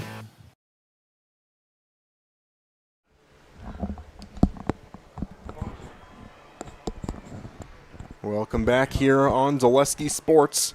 Again, week 1 of the high school football season all across the state of Wisconsin. And here we are in north central Wisconsin as Wausau East wanted to take a timeout, make sure they didn't give up anything deep at the end of this half. Had a great half, 14-0, and it's always a good sign for your team when you walk away at halftime potentially being up 2 touchdowns and you really feel like there's a lot of things you could have done better, and that is what week 1 is about. But Shawano trying to get something good here at the end of this half. They still have a minute 43 to make something happen. Plenty of time. Starting smack dab on the 30, dropping back, going deep with this ball, throwing into traffic, and it is incomplete. Cooper Schmidt was in on that play, knocking that one free. Almost a heck of a catch, as Austin Haling again led the team last year in receiving yards. Knew that if Shawano passed the ball, most likely was going to go his way. He's had a couple different situations where the ball's been thrown into 2 or 3 defenders and he's almost come away with it.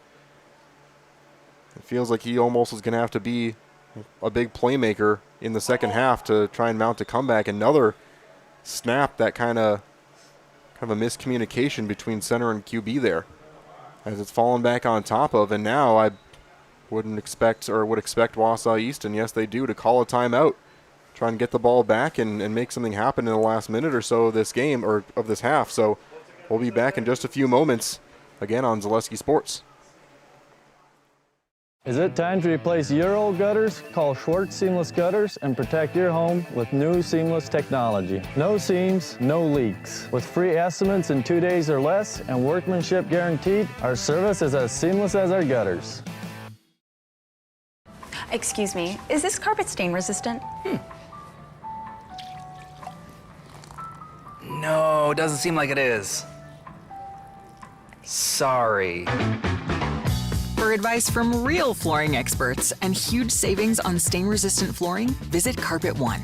Carpet One Floor and Home. Right now at your local Carpet One, you can get help from our flooring experts while saving big and enjoying special financing on beautiful floors for your home. Come see us today. And welcome back to Zaleski Sports, 3rd and 11, as Wausau East still has a timeout left. If this ends up being a 4th down, they can call another one and try and make something happen. But first, Shawano is trying to make something happen themselves. They're trying to tuck the ball and run. They're just going to slide there, and then the flag is going to be thrown as the hit was late. Tristan Law with the slide right around the 34, 35-yard line. Just a little bit too excited on that play. And it will be a personal foul. So now, not only does that move the chains, now you're sending Shawano into 45-yard line territory, more like right around midfield, actually. And they're going to put it right around the 48. So now you're in a position where now Shawano's got 3 timeouts. They can get kind of halfway towards the end zone here.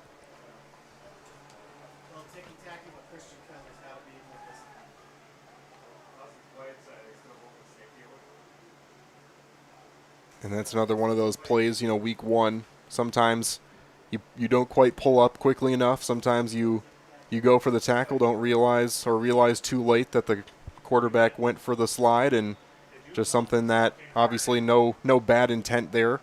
Didn't go for the helmet or anything like that. But just something to iron out and something you learned from week 1. Throwing this one and incomplete. That was intended for Kean Morstead. And one of those plays probably would have picked up 5 to 10 yards had it been completed at the most, but trying to get out of bounds there and pick up a few. And again, you just keep an eye on Austin Haling as you see him on that far side of the field.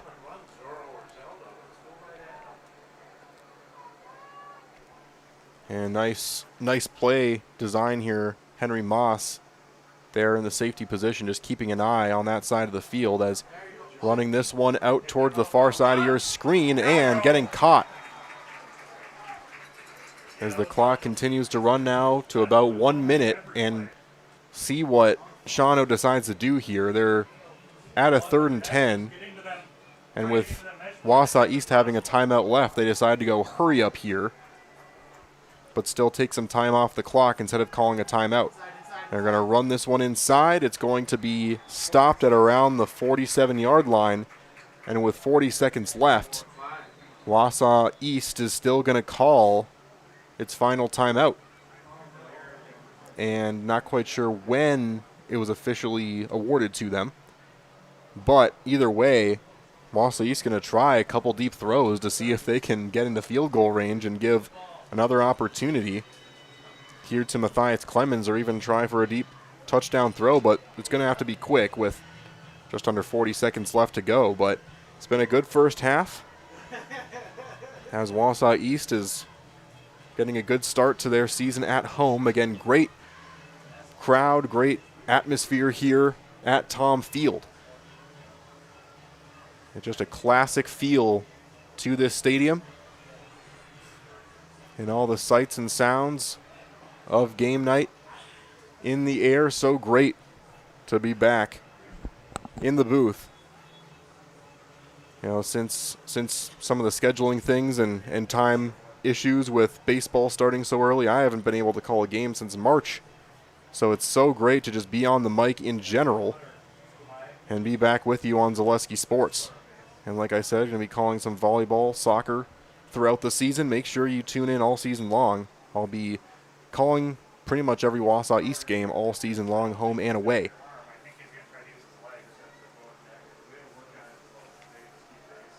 This one punted away. By the time it gets to the return, it'll be about 30 seconds left, and they'll let this one bounce out for a touchback. Stop the clock at 29 seconds as they'll start it at the 20-yard line. So we'll see what Wausau East decides to do here. Called their last timeout before the punt. So they're going to have to get out of bounds or try something deep right out of the get-go. So you know that Camden Rye is always up for a deep ball. It's going to be tough to get that deep ball up, completed, and out of bounds. They're going to have to really run fast to down this ball, even if we get to that point. But for now, we're at the 20 for a 1st and 10. And 14-0 Wausau East on the Innovative Health scoreboard. They're going to just hand this one off, and off to the races here, past the 32, but clock continues to run. Of course, the clock stops for a few seconds on first downs.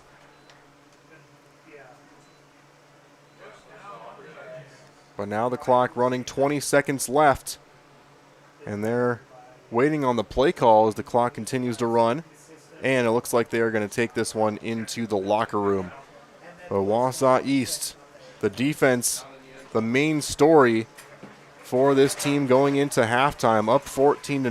Shawano into the locker room. Again, we'll talk a little bit about what adjustments each team needs to make after the halftime break. We'll be back in about 30 seconds for the Innovative Health halftime, and then we'll bring you to some more messages. But for now, 14-0 in favor of Wausau East at home to start off the season on Zaleski Sports. Want to save even more at Fleet Farm? Sign up for Fleet Rewards for exclusive offers and deals. Earn points every time you shop. 500 points gets you a $5 reward. It's free and easy to sign up, in-store or online. Plus, earn rewards even faster with the Fleet Rewards credit card. Get 4 times the points every time you use your Fleet Rewards credit card. Start shopping and start saving even more with Fleet Rewards at Fleet Farm. If the check engine light comes on in your car, do you address it or hope it goes away on its own? Pain is your body's check engine light signaling that something isn't right. Innovative Health in Weston can help identify and fix the aches and pains of everyday life. We deliver effective chiropractic care for every joint in your body, from your neck to your back to your knees and feet. With 4 doctors on staff and advanced treatment options, we've been consistently voted a top chiropractic and sports medicine clinic in central Wisconsin. Whether you're a high school athlete, a pregnant mom, or just feeling the wear and tear of life, give us a call at Innovative Health in Weston today. Feel better, live better, Innovative Health.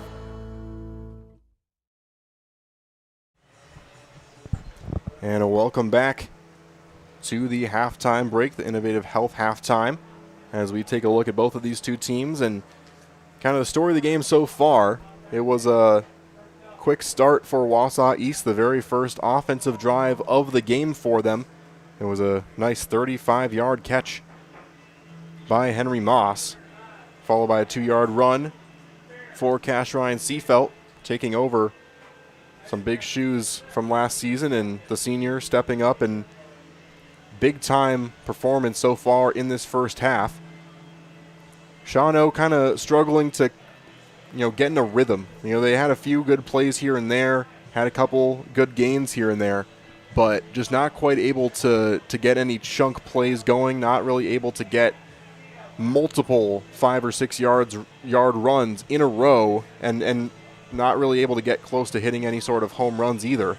And the story for them the last couple drives have been getting themselves into tough situations, getting into 3rd and longs, forcing the throws, and it ended up really paying them, or coming back to bite them with a interception by Kildee, and Aiden Kildee, the big factor for Wausau East on defense. We knew that he was going to make an impact in this game, and just kind of a tough situation where, rolling off to the right, it's hard to blame Tristan Law too much for what happened, because he was really blindsided by that hit, threw the ball right to Aiden Kildee, and it was really the kind of jolt that Wausau East needed to get themselves in a position where Cam Rye ended up running the ball nicely for a gain of about 20 yards, and then once again Cash-Ryan Seafelt with another 2-3 yard run into the end zone. So adjustments for both teams. I would say for Shawano, I feel like they got to find a way to get into a rhythm. They got to find a way to get into those holes that Wausau East, they don't give up a whole lot, but if you can find a way to really call plays that get your team. I mean, we've seen Shawano and specifically Deacon Wiesner, who's been running the ball mostly for them, when he finds that cut, when he finds the right hole, he really can burst forward for yardage. He is a quick runner for this team. It just comes down to, can they find those holes early? Can they get to those holes before they seal up? Because it's more of a matter of not if, but when that Wausau East defensive line is going to swallow up any sort of blocking in holes that is created by Shawano. So they need to find a way to attack those openings quickly.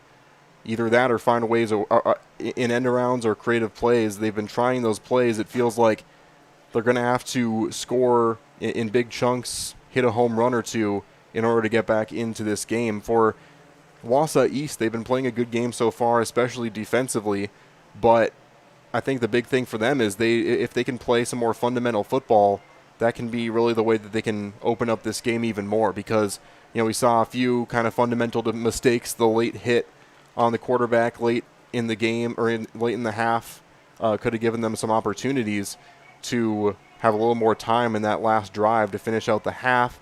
A few dropped snaps, a few miscommunications on the O-line, some holding calls early on. And honestly, for a first game of the season, it's just that situation where you're shaking off that rust. But if Wausau East can kind of get rid of the rest of those fundamental, mistakes and hurdles, shake off that rust in the second half, that's really the way for them to try and run away with this one. But for Shawano, they have to find a way to take advantage of the fact that Wausau East hasn't quite taken off yet on the offensive side of the ball. They have to find a way to hit those home runs and get back into this game. But that was the Innovative Health segment of our halftime show, brought to you by, again, Innovative Health in Weston, providing complete chiropractic care to the greater Wausau area. If you've been benched by aches and pains, Innovative Health will get you back in the game with the right adjustments to help you feel better so you can live better. And about 6 minutes left in this halftime break. We'll be back for the third quarter after these commercial messages. You are watching Zaleski Sports, brought to you by Lead Car Toyota of Wausau.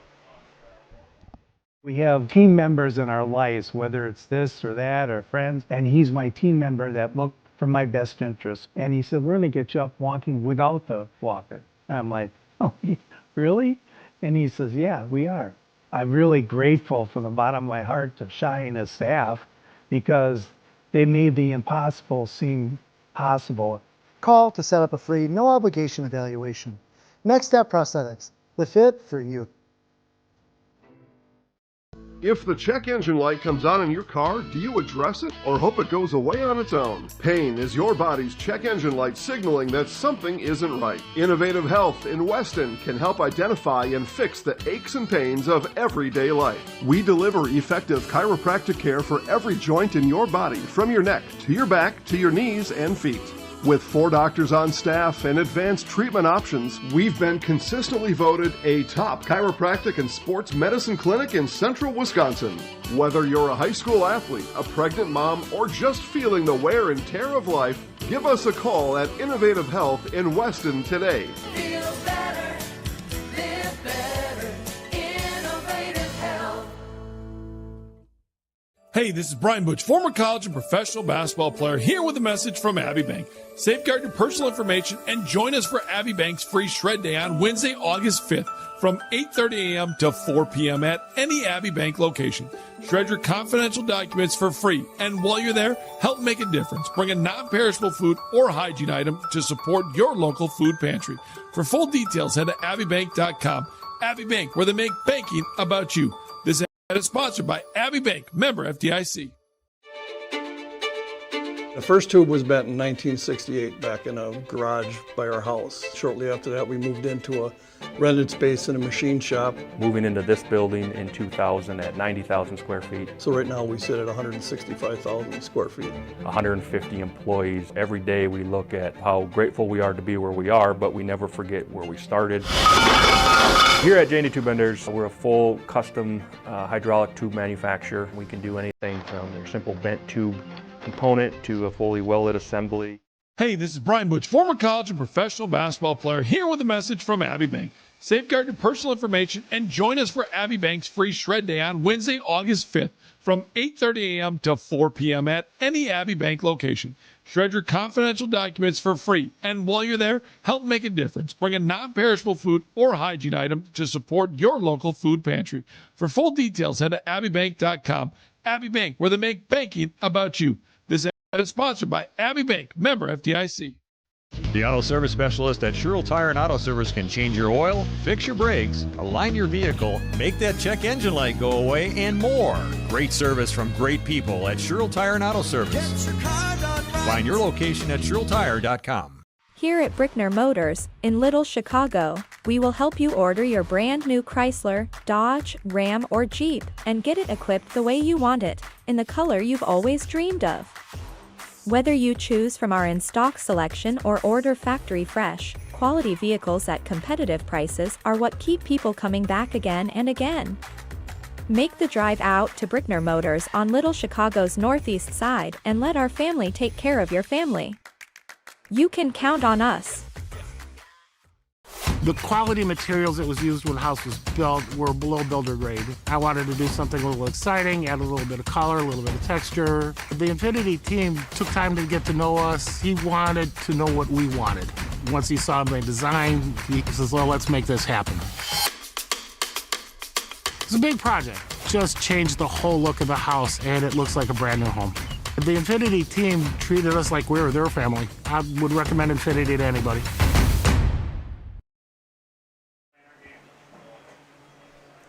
Welcome back here to Zaleski Sports, about a minute and a half before the kickoff of this second half. I'd like to remind you that there's all kinds of other action that is always happening on Zaleski Sports. Right now there's multiple football games going on, so if you've got a second on a timeout, maybe you can flip through and see some of the other scores that are going on. For example, we got Amherst going up against Clintonville. Amherst had a strong season last year. They're up 21-0 so far in that game. Stanley Boyd up 22-7 over Colby, as it looks like that first half is just about done.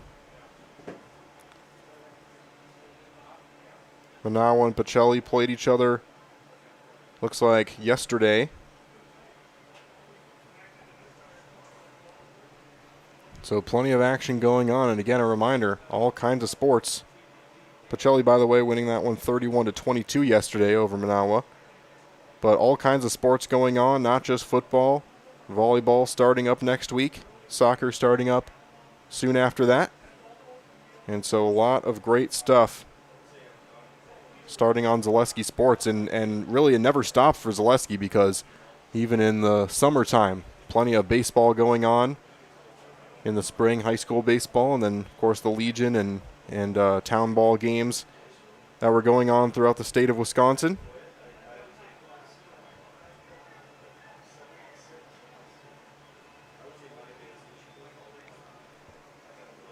Spencer Columbus and Auburndale, 7-6. That's a low-scoring affair at halftime.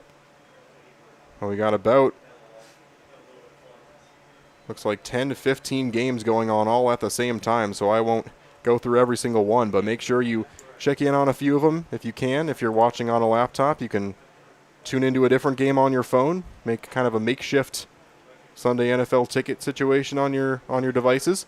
We'd like to thank you once again for tuning in here from Tom Field, and we'd also like to remind you that if you go into the comments, all you got to do is hit subscribe on Zaleski Sports, and you can go into the comment section, and we love to hear just kind of where you're watching from, who you're supporting, what makes you so excited about football being back, and I will make sure to read out some of those comments and give anyone a shout out. And we like to hear all these stories about people watching from out of state, sometimes even out of country.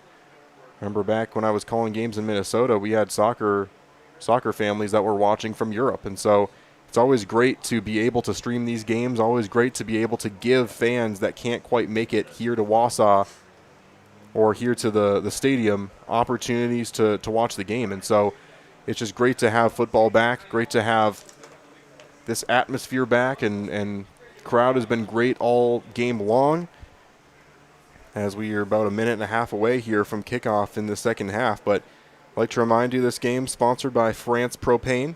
They're your locally owned complete service propane company.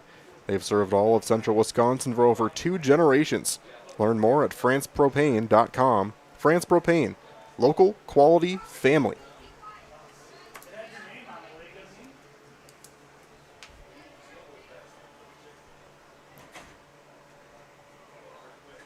Next week, kind of giving you a little bit too early of a preview, of course, but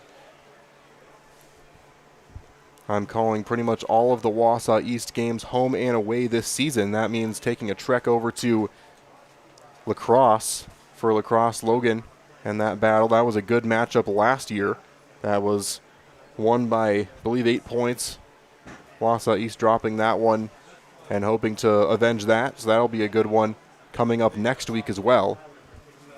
But if you are a Wausau East fan, you'll be looking forward to hearing me pretty much every single week. And, of course, a big shout-out to Logan Swanson on camera, producing, and doing all the things behind the scenes to make everything look and sound as great as it does. So a big thank you to him. It looks like we're just about getting ready to kick off this second half of action. Again, talked about it at halftime, but we'll have to see kind of the adjustments that both of these two teams make. It feels like Wausau East, they are kind of in a situation where they feel like they could be running away with this one if they were playing fully the kind of game they want to play fundamentally, and a few mistakes that cost them a few points in that first half. As for Shawano, they probably feel like they could have been right in this game if they had taken advantage of a few of those opportunities on their side of the ball. A few situations where they had 3rd and 2s, 3rd and 3s early on in the game, right around midfield, weren't quite able to capitalize. That could have been some opportunities to, get back into this one. And even now, it's 14-0. It's so, up in the air for either team to get back into it. Shawano just feels like they need to make it less of an uphill battle for them. They need to find ways to start to chip away at this defense of Wausau East. And we talked about it pre-game. The big key to the game for Tyler Kramer was they wanted to play the game they wanted to play at their own pace, speed it up and slow it down to their liking. And that's kind of the biggest problem right now for Shawano, is they're kind of letting that, they're not letting it, but you know what I mean. They're kind of struggling to dictate the play of this game the way that they have prepared for it going into week one. And if they can find a way to flip that script, if they can find a way to maintain their own pace of the game, to tire out the Wausau East players and really kind of turn the tables on them in that way, get them on their toes a little bit, maybe get a big play or two, maybe even hit that home run, then it's only a 2-touchdown game, and really things could change quickly.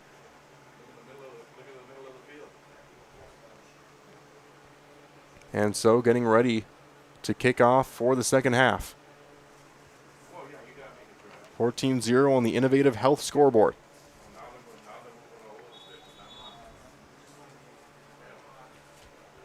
And we continue play from Tom Field to start off the second half. Wausau East will start off with the ball.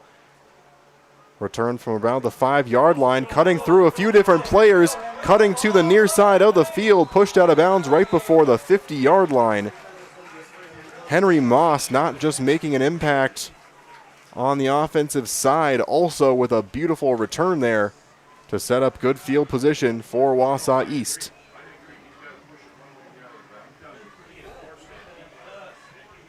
And this is exactly the way that the Lumberjacks would like to start this second half. Up tempo, and then kind of just choosing when they want to slow it down, choosing when they want to take a breather. They have the ability to do that with their lead. If they can continue to feel comfortable, that is kind of their MO. Shawano trying to make them uncomfortable in any way they can, because it really hasn't felt that way so far in this matchup. And now a flag thrown, and claps from Shawano's side, and that's because it was a false start. And so 1st and 15. Wausau East has been so good on first down so far in this game.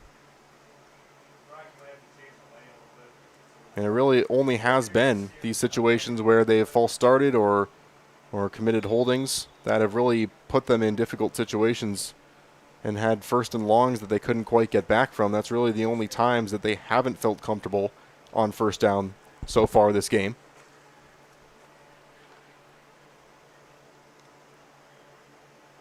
And so now we get the first snap of the second half. It's going to be a keep as Rye is able to get past that that initial line of scrimmage and all the way down to the 47-yard line.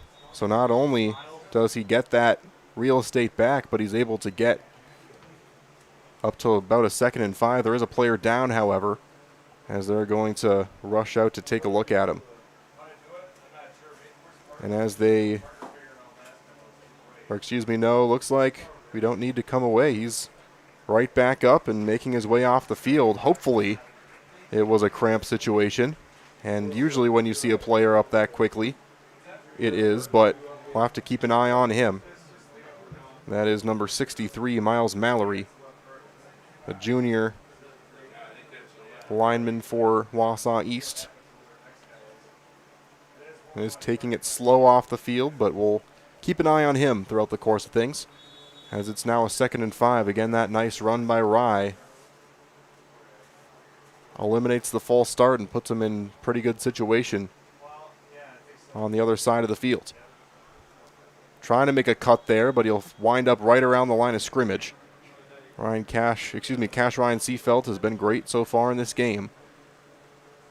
He's been great in short yardage situations. He's been great on first downs. He's really done a great job of running downhill behind this offensive line. And again, we talked about the importance of the chemistry of this offensive line, the fact that 4 out of these 5 starting linemen have played on this team as a starter before on the varsity side. So big to have that kind of experience on that line, and it's really helped pay dividends for this Wausau East team in the first game of the season. Dropping back, quick pass, and that one is going to be caught past the line and breaking free all the way to the 39, maybe even the 38. And once again, we've seen that throughout the course of the game. Camden Rye able to go deep with it, but also kind of having that composure, kind of having that maturity, getting into being an upperclassman of understanding. You can dump it off sometimes. You can get that short pass, especially on 2nd and 5, and still make great things happen. And that's a great thing to be seeing out of the junior. Slow-moving first 2 minutes of this third quarter after a couple penalties and an injury. And we now have a 1st and 10 within the 35. This one going to be handed off once again, Seafelt, and he is going to get a nice gain once again, about 4 or 5 yards.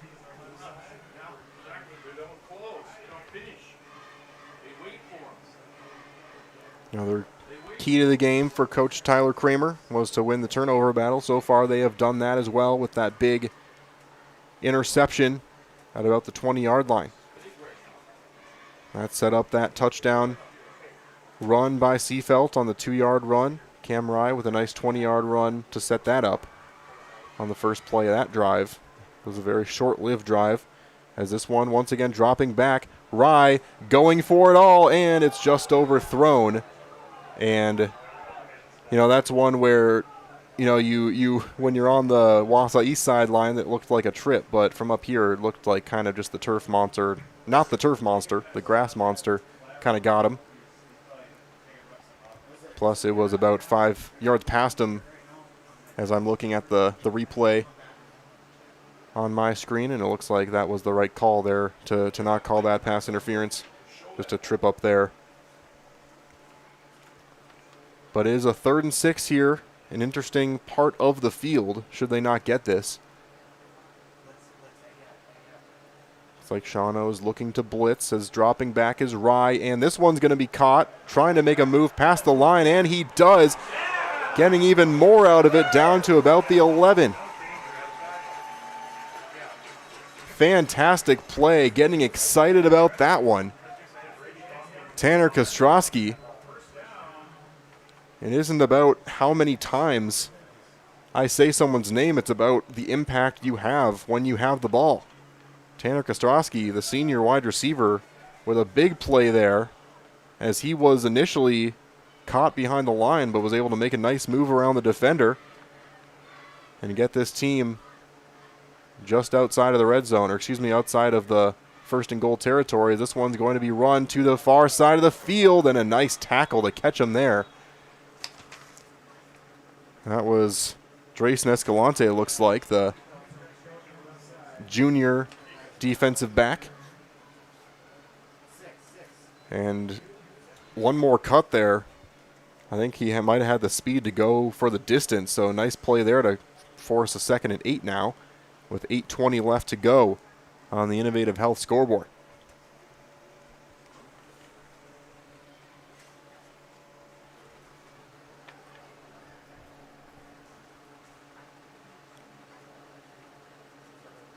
Two out wide on either side.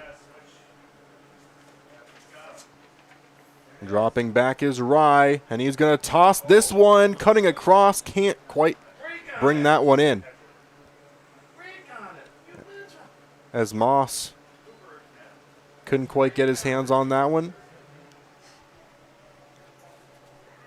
He was trying to cut across the field. It was a nice play call. It was a nice execution by everyone involved. Just couldn't quite get it to connect at the very end. But once again, it's great to see those attempts being made, and it's just one of those things where you feel like later on in the season that's going to connect. Obviously, every week is about winning the game, but you're in that unique situation in week 1 and 2 where it feels like you want to experiment, you want to try some things, you want to try and learn and grow, and that's what's so great about being up later on in the game like this, is you kind of have that space to try a few things. A little bit of a mistake there on a false start. We'll set them back to the roughly the 13-yard line, the 14-yard line, to set up a 3rd and 13. So one of those situations where first down pretty much means a touchdown, but there is a little bit of space there.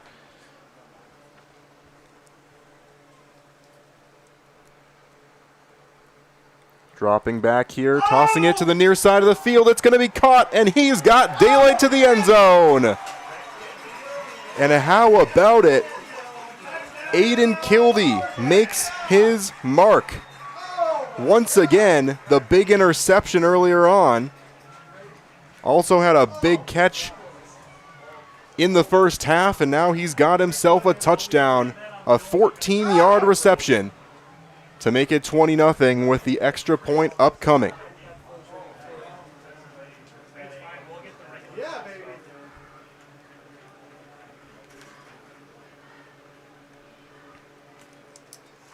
And you're just seeing the potential evolution of this Wausau East team as they're continuing to be more and more comfortable throwing the ball. When you mix that with a great running game, Wausau East gaining some confidence. They're up 21-0 with 7:30 to go in the 3rd quarter. You're watching Zaleski Sports, brought to you by Lead Car Toyota of Wausau. I got referred to the orthodontist, and I was really nervous, but in my 2-year process, the staff was very welcoming and very kind to me. My brother also had treatment here, and he was very happy with the smile. I'd recommend Bruce Orthodontics to all my friends and family that want a beautiful smile just like us. When I come in for my appointment, the wait is really short.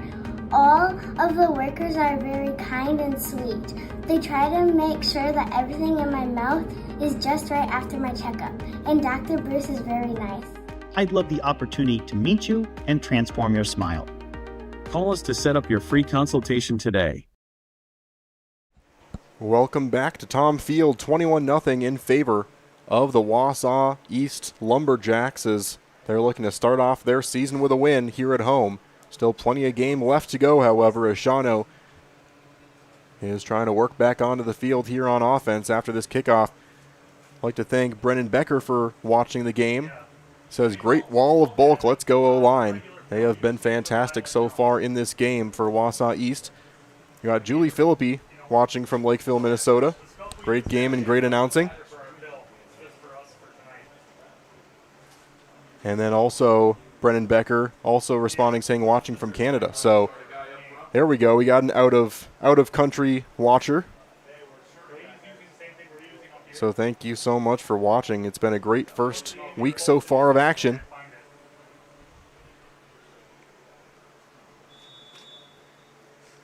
As we've seen the first. And this one is going to be back for the touchback. We saw the first passing touchdown of the season for this Wausau East team. Camden Rye getting it done over to Aiden Kildee, who's been killing it both on the defensive and offensive sides of the ball.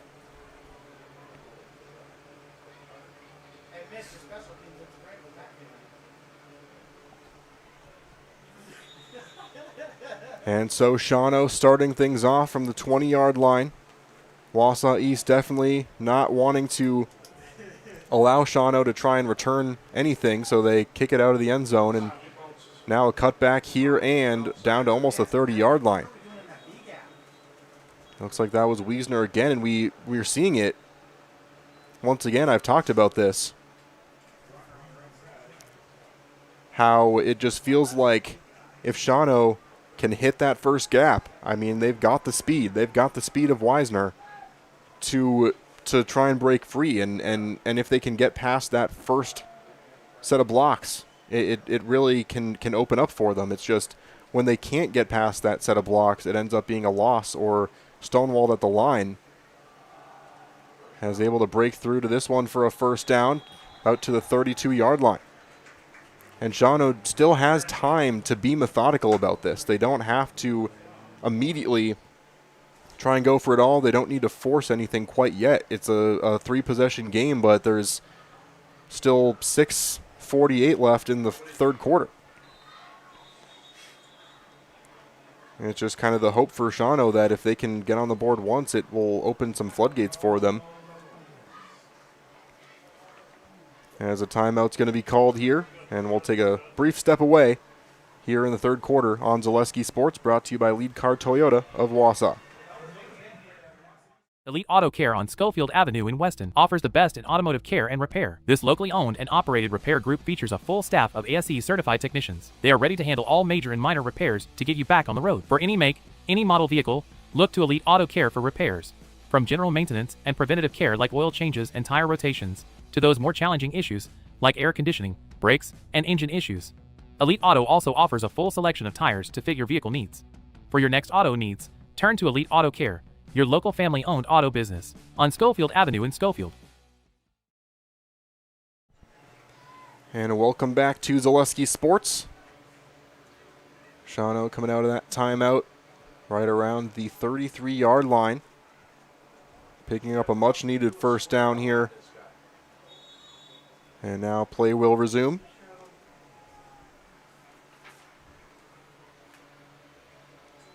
And this one is going to be handed off and looks like stopped in front of the line there.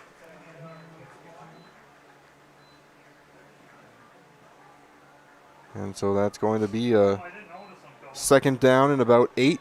Looks like they're going fast, trying to catch them here. Can't quite catch them with the 12 men on the field. And coming away with the ball, is that a fumble recovery, or did they blow the whistle first? And they're going to keep possession there with Shawano. Didn't quite see, and they're continuing to go hurry up here. They're trying to catch someone on their toes, and now they're going to take a second here to reevaluate. Good job there by Wausau East to maintain their composure. Not left flat-footed on that play, and now running to the far side of the field. He's going to get there, and he's going to slide and get the first down. So nice play by Shawano. These are the kind of creative plays that they've been trying to run. Didn't quite work for them in the first half, but now it feels like if you can establish the downhill running game, that's really when you can open things up on other sides of the ball. And losing the ball here, falling on top of it, and that is a tough break for Shawano just when they were getting some momentum. Now having to fall on the ball about 7 or 8 yards after the play. Not only do you lose the yardage, you lose the down, and now it's 2nd and 19.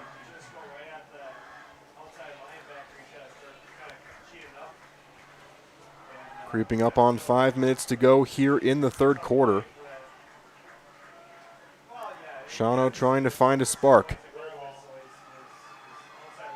Handing this one off, and that one is going to be a gain of about 3 or 4. Wausau East will take that, and it'll be a 3rd and long.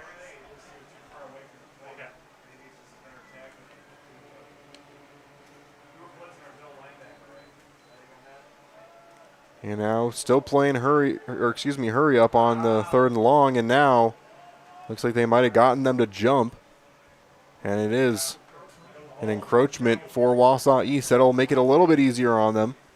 Bring it right up to a 3rd and 10.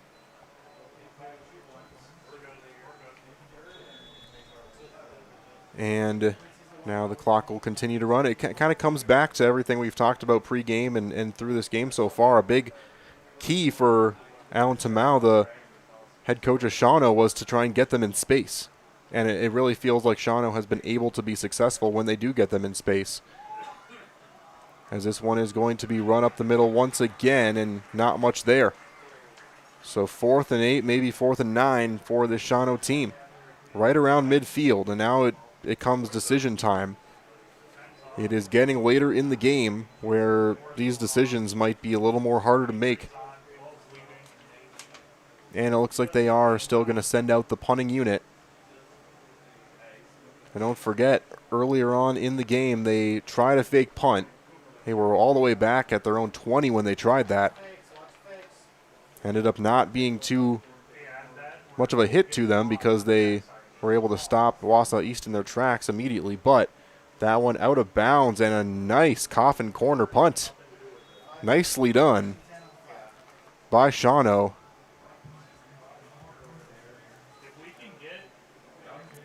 As Wausau East will head back out onto the field, but they got a lot of field here to go, as that's going to be all the way back, I believe, to the 7 or 8 yard line, maybe even further back.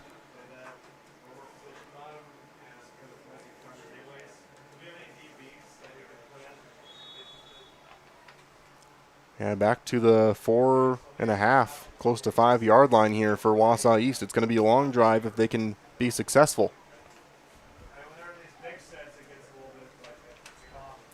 And just trying to get a little bit of space here, running it up the middle. Getting about 3 or 4, about what the play call was designed to do on that one.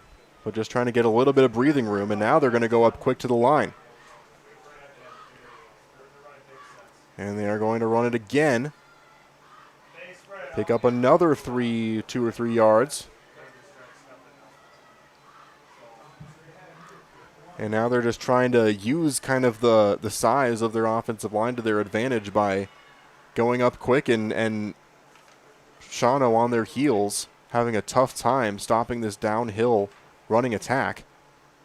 As this one is up the middle once again, and they are going to, looks like, get past for the first down. It was a close one, but they are going to move the chains. And now things definitely a lot more opened up for them. as they're now right around the 16-yard line. 2.5 to go here in the third quarter on the Innovative Health scoreboard. Wausau East just feels so comfortable out there right now.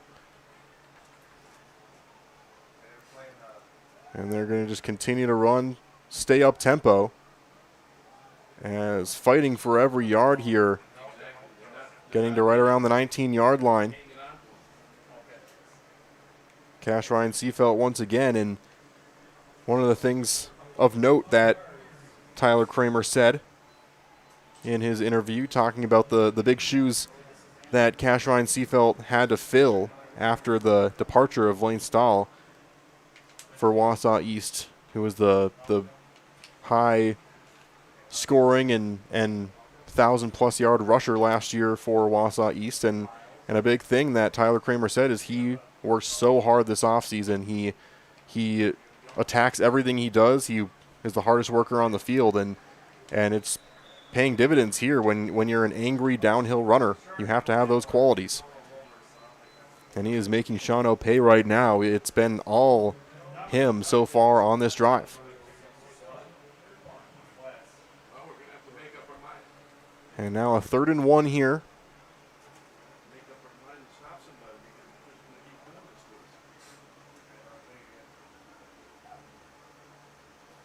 Running it up the middle once again. Able to slip right through and pick up about 5 or 6 yards. Almost one of those plays where Cash Ryan Seafelt had to keep his balance, because when you are running straight down on a 3rd and 1 like that, you're going just short yardage, get a yard or two, and then you're not expecting to break through like that and almost have to catch your feet to keep running. But once again at the 33-yard line, up tempo once again. Important to note, if they ever do want to try and pull away with a play action to pass the ball, as this one is going to be run for about 4 or 5 towards the near side of the field. That time it was Xander Klein. But you're seeing on that far side, Henry Moss is really going one-on-one on the near side the last couple plays, as they've been stacking the box against Ryan Seafelt. As that is going to be the last few seconds of quarter number 3. It'll be a 2nd and 6 when we come back. 21-0 in favor of the home Wausau East Lumberjacks. Zaleski Sports brought to you by Lead Car Toyota of Wausau. We'll be right back. Great Lakes Cheese in Wausau is hiring full-time second and third shifts with competitive starting wages and a pay increase every 90 days during your first year. Great Lakes Cheese invests in their employees. Apply today at jobs.greatlakescheese.com.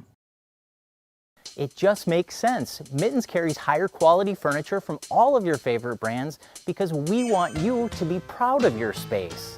It just makes sense. Mittens carries all of your favorite appliance brands so we can save you money on the products you trust. It just makes sense that Mittens services what we sell because we want your home to be comfortable and run smoothly. It just makes sense. Central Wisconsin has shopped at Mittens since 1938 because we have it all.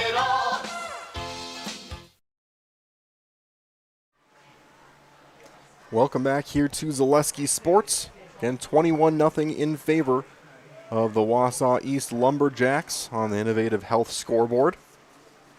Peterson Kramer Funeral Home is committed to providing personal and compassionate care for each customer.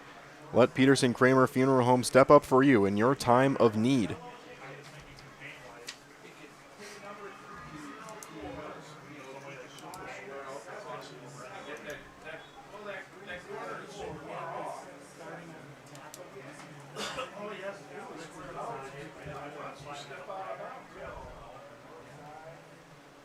So 2nd and 6 as Wausau East getting ready to come back out of this huddle. Working now from the right side of your screen to the left as the field flips for each quarter.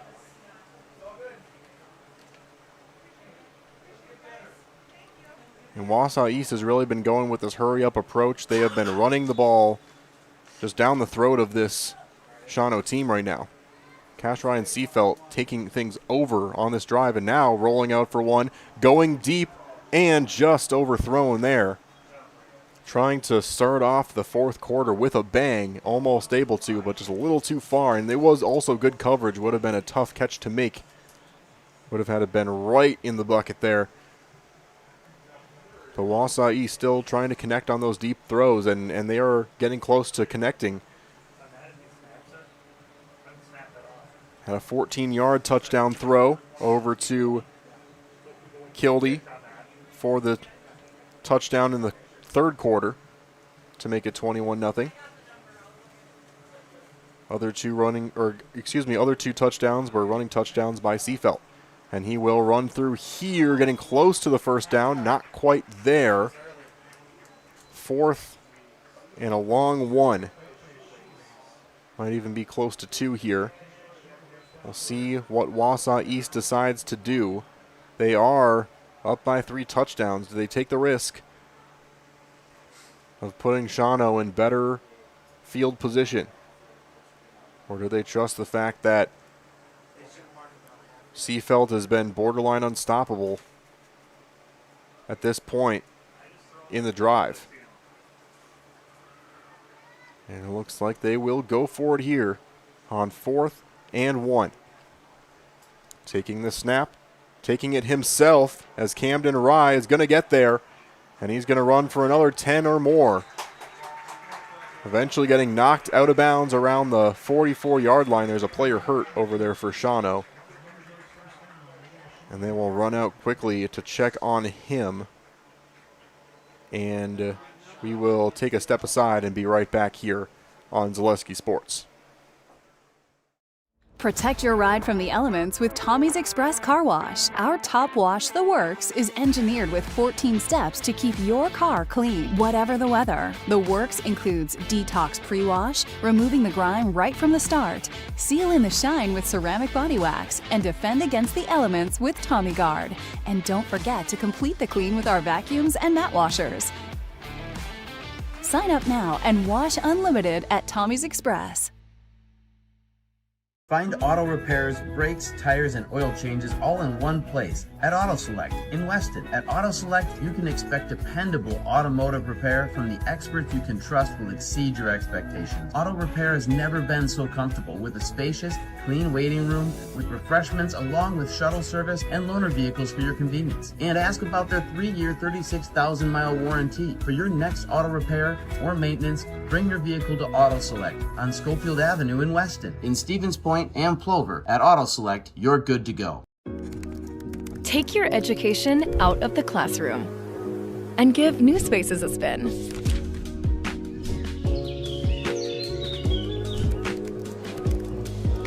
Wherever you are, North Central Technical College is there with flexible learning options, including rolling start dates and 100% online classes. Earn your degree around your life.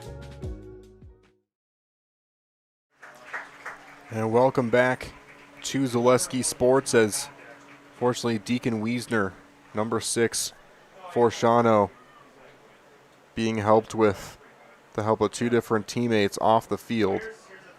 He is able to take the last few steps on his own power.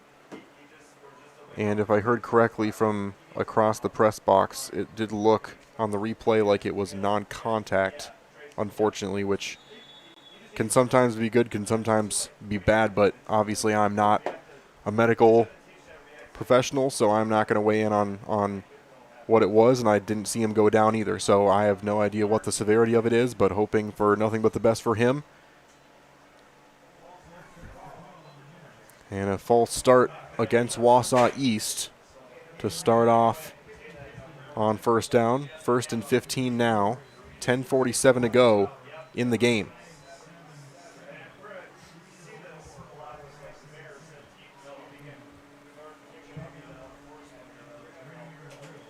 And so we'll see here, Wausau East continues to try to pound the ball down the field. Maybe take a couple more risks if they feel like it, and making a couple different nice cuts.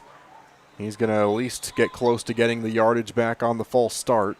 Should be about a 2nd and 11.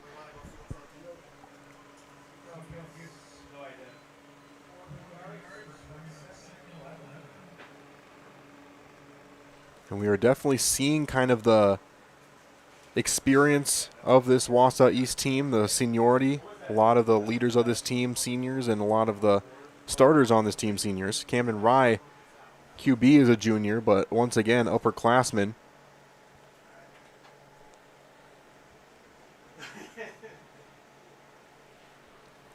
So again, 2nd and 11, under 10 to go, as Wausau East will throw this one to the far side of the field. It is caught.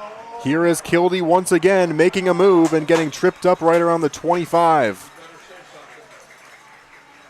Right around a 20-yard reception. And obviously still 9.5 to go, but should Wausau East win, it is going to be very difficult to pick players to interview at the end of the game. There is just so many impact players that have made their mark on this week 1 game. On the 25-yard line, Wausau East trying to get another punctuation mark on what's been a great open to this season for them. Dropping back once again, Cam Rye is going to go deep, and it is blocked away. 2 different players on coverage there. Looks like that might have been Lidbury and potentially Beiersdorf on coverage there.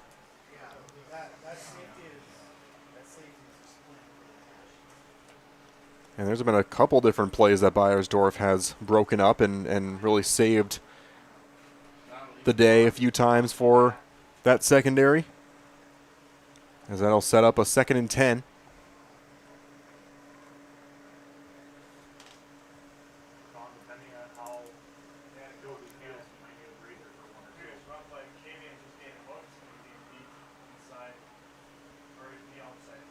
And handing this one off once again, cutting inside and then taking it back out. End up being a 6-yard gain once again for Seefeld. And you know, downhill running is his specialty, but he certainly has the capability to make some nice cuts and make things even more difficult on this defense. As they take it down to the 19 with 8.5 now to go on the Innovative Health scoreboard.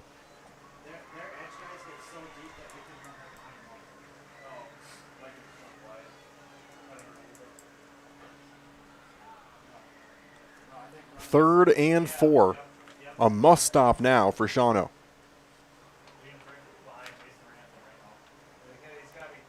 Rye once again dropping back, throwing this one a bullet across the field, and touchdown Wausau East. Henry Moss gets one. And now the last 2 touchdowns for Wausau East have been passing touchdowns. That was a bullet from Camden Rye. And those are the kinds of plays that make him so dangerous. He's able to thread the needle, and not only does he get the pass in, he gets it in so quickly that it just gives that extra half second for Moss to make that cut and then continue to make Shawano pay.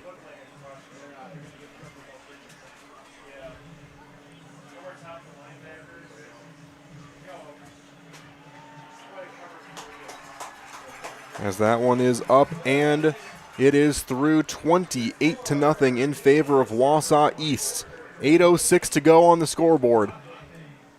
We will be back on Zaleski Sports in just a moment, brought to you by Lead Car Toyota of Wausau. Good evening, folks. Matt LePay here. Ridgetop Exteriors is kicking off your roof replacement like pros. Old shingles off, decking down, ice and water guard set. Textbook protection. Underlayment follows. Sealed tight like an O-line. Valleys flashed. Shingles installed row by row. Captain ventilated. The crew scoops every nail, leaving no yard marker behind. This project's wrapped. Your turn to call the play at ridgetopexteriors.com.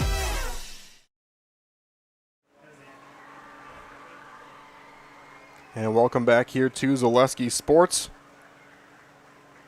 As Wausau East starting to run away with it here with 8:06 to go. They're up by 4 touchdowns.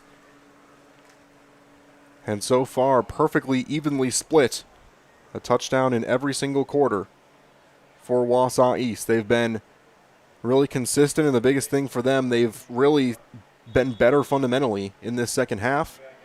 They've really started to play their game start to finish.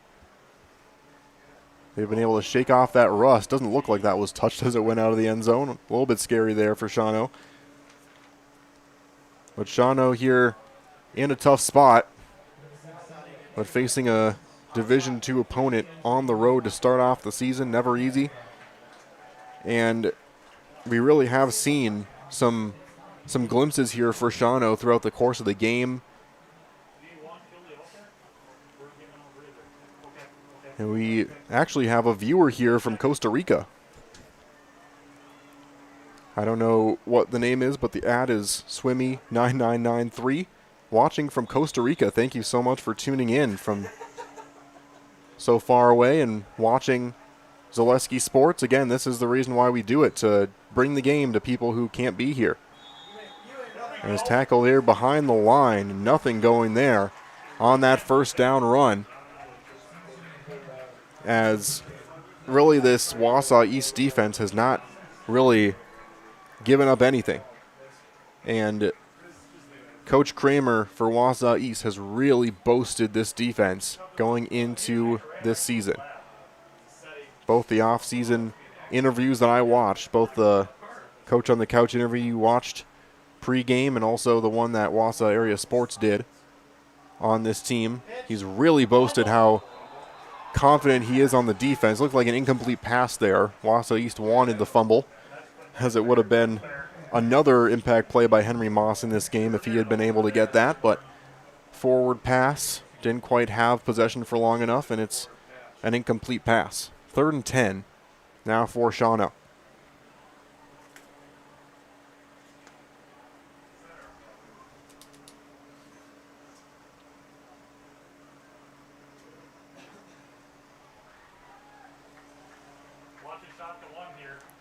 Shawano's got one receiver out wide on either side of your screen.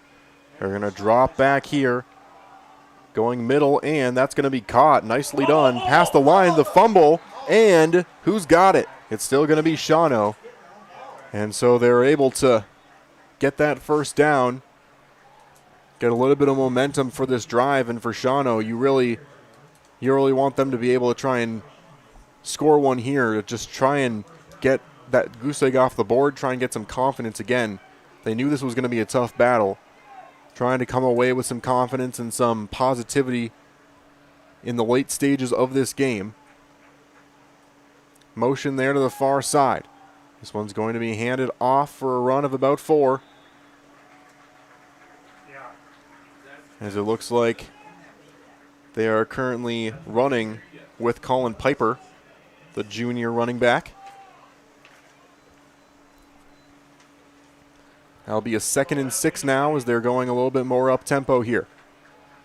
6.5 to go in the game as this one is faked to the near side, and that one was caught from a mile away. And who else but Aiden Kildee, who's had an interception in this game. He's had a couple big passes to set up good situations for them, and then even had a touchdown catch of about 14 yards of his own. And he makes another big play on defense. A lot of those quick dump-offs and misdirections have not been fooling this Wausau East defense.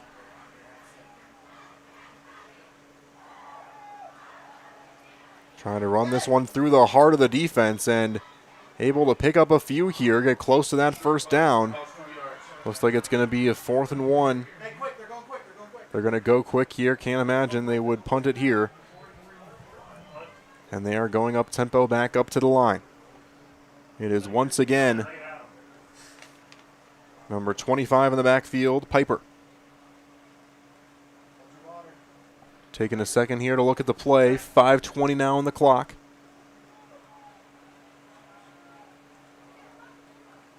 Wausau East is going to get stopped once more. Another big stuff for this Wausau East defense to pad them even more. A turnover on downs, good field position. This Wausau East defense is not going to be stopped in this game.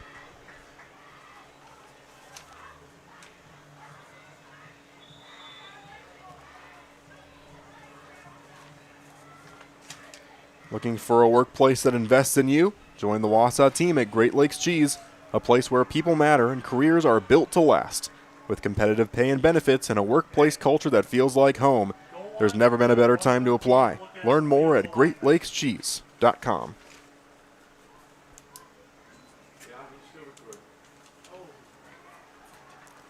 Another run for about 5 yards. Reminder that last Wausau East touchdown was sponsored by Serve Pro. Call Serve Pro for the #1 choice in cleanup and restoration. Serve Pro like it never happened.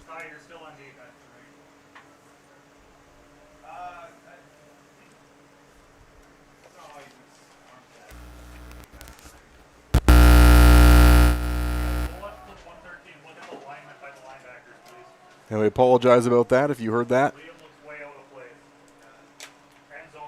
About 4:30 remaining in this game as Wausau East continuing to run the ball down the field. This one going to be handed off, cutting through the defense for a couple more yards. Set up a 3rd and looks like 3 for these Lumberjacks.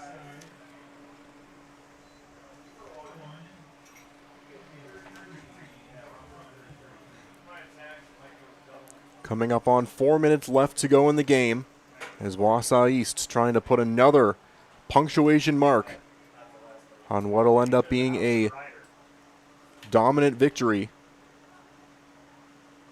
in their first week of action.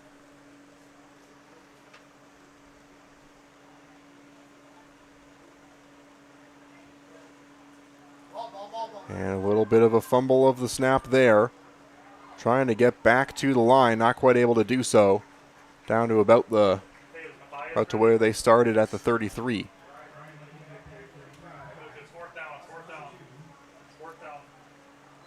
And so on 4th down, we'll see what Wausau East wants to do here. See if they have any plays they want to try out in real-time action at the end of this game. Although if you have some trick plays or some interesting things in the tool belt, they want to save on to those, or hold on to those until moments you might need it in the season. On the 4th and 5, quick throw out to the outside. It's caught for the first, but there is a flag. It is right around the part of the field you'd see a holding, but we'll have to see.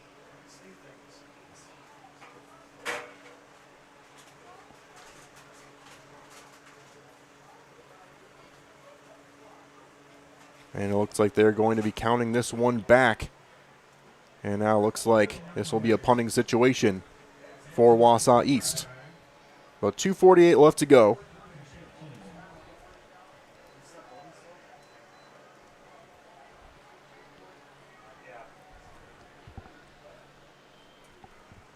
And coming out to receive is Beiersdorf,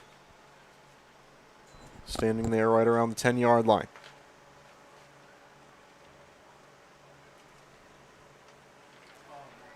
As this one is going to be caught, bobbled for a second, but able to get his hands on it.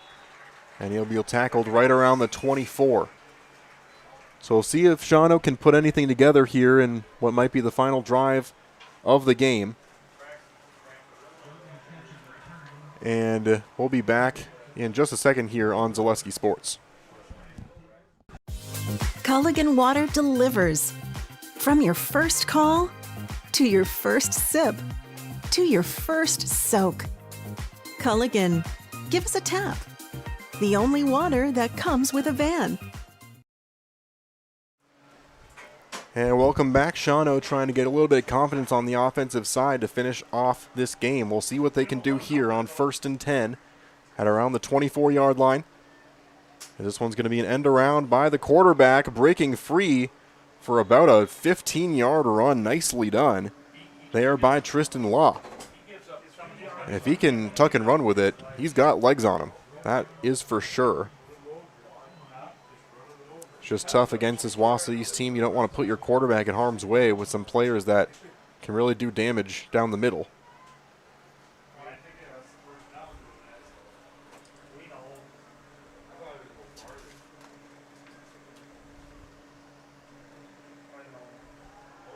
And this one thrown up deep. It is going to be incomplete. Falling to the ground there. A little bit of contact, but nothing called, as it'll set up a 2nd and 10. I'd like to remind you, do not go away when the clock hits 0. We have the Merrill Steel post-game show. Fairly confident of who I'm going to be interviewing, although, like I said earlier, I'd say there's 4 guys that I easily could interview for this post-game.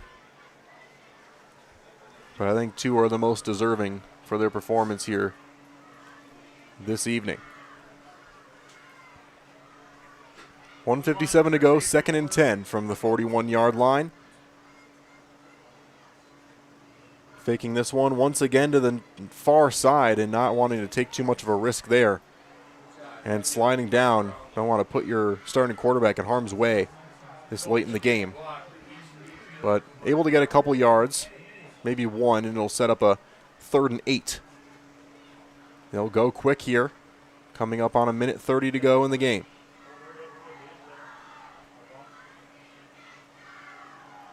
And this one being stonewalled at the line once again to set up a 4th and 9. This Wausau East defensive line, the secondary's been great as well, but it really has been this defensive line that has just made it so difficult all game long.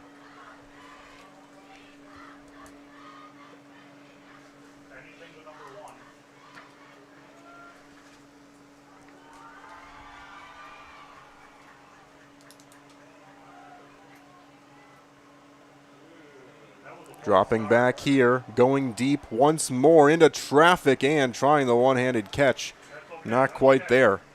And throughout the game, we have seen Austin Haling really trying to come up with a Superman catch. Not quite able to do it here. And so a 1st and 10 for Wausau East. We'll see if they try anything here or if they just decide to kneel this one out.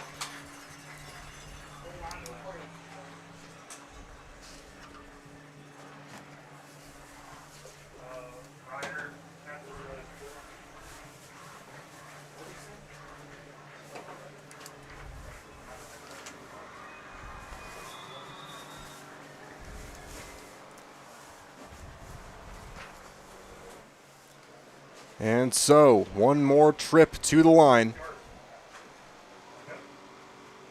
And kneeling this one down. It'll be one more play after this, of course. But it is going to be a 1-0 start for Wausau East. And like I said earlier, they're going to be heading over to La Crosse for kind of a longer road trip for the 2nd game of their season. But a good start for them, as we've seen a lot of great action here tonight, and what a great way to start off this season, as we have a lot of weeks left to go, a lot of action left to go, a lot of excitement left to go. Stay tuned for our Merrill Steel post-game show. Consider moving your career to one of the largest growing fabrication companies in the upper Midwest and apply at merrillsteel.com. Merrill Steel welcomes you as you join us in a virtual tour. Our main facility in Schofield, Wisconsin covers an area of roughly 46 acres and is home to our company headquarters. From this location, paired with our facilities in Comanche, Iowa and Springfield, Missouri, we are able to easily fulfill the needs of the industry nationwide. With nearly 1 million square feet of combined space between our 3 facilities, we are able to take on some of the biggest and most complex jobs, making us one of the top 5 steel fabricators in the country. We employ the best of the best welders, those who can weld efficiently with both metal core and flux core, and who aren't afraid to work hard. We also offer on-the-job training, so even beginner welders can learn the ropes and help us build it big. As a backup to our dedicated weld fab team, we have a robotic welder. Merrill Steel is the 4th in the U.S. to have gotten one, keeping us on the leading edge of technology. With the combination of both man and machine, no job is too big to handle, but they'd have no work on their hands without our machine operators. Where our fabrication process really begins is here. Our skilled machine ops team is responsible for bringing in the raw steel. Be it sawing, cutting, drilling, or punching, they make sure the steel is in the correct shape and size for our fab teams. As an addition to the machine ops team, we've recently purchased multiple Python X machines. These handy systems have given us increased productivity, unmatched cut quality, and predictable and consistent throughput. Moving away from fabrication, we come to our coating department. One of the unique benefits of working with Merrill Steel is our in-house blasting and painting capabilities. Many projects require a complex coating system, and that's where we shine above the competition. We regularly apply corrosion-resistant coating in-house, as well as intumescent fire protection when needed. We hold the endorsement for sophisticated paint and coating from AISC. This, along with our NACE certified inspectors, ensure a high-quality finish for every piece. The loading and staging process, sandwiched between the end of production and shipping, is an important step in the fabrication process. Within a moment's notice, we are able to handle and place an entire load onto a trailer for quick delivery to a job site. Finally, the last stage in our process is shipping. Our transit company, Merrill Steel Transit Services, is a wholly owned subsidiary of Merrill Steel Incorporated, consisting of more than 20 state-of-the-art trucks designed for transporting oversized and overweight shipments, along with hundreds of trailers ranging from 48-foot flatbeds to heavy-haul Jeep and booster combinations. We employ only the most highly skilled professional drivers, highly experienced mechanics, and knowledgeable office staff who work as a team to provide cost-effective service in a timely manner. Our shipping fleet is a major reason why we are able to be competitive throughout North America, including the contiguous 48 states, Alaska, and Canada. Thank you for taking the time to learn a little bit about us. We look forward to having you join us in building it big.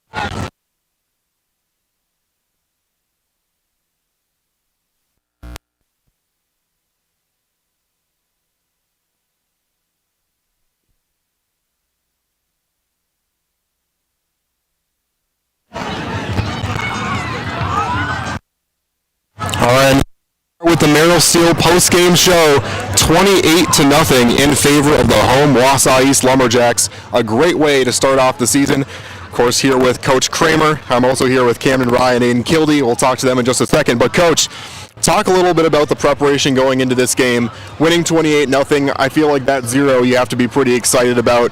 And there are just a lot of aspects of this game where as the game crept up towards the final minutes, it felt like you were getting.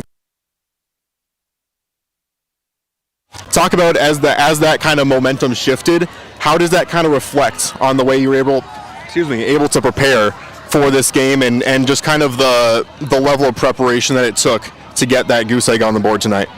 Our focus since day one of contact days has been no wasted days. We've been saying that repeatedly every single day. We cannot waste a day if we want to get to where we want to go. And I think they showed that with a few hiccups here and there early in the game. But like you said, as the game went on, we just got better and better. With the show, with a player-led team like this, that stuff is easy, and they understand that goals are being met, and this was the first step in it. Hand thing goes around now here to you, Aiden. Fantastic game tonight, getting things done on both sides of the ball.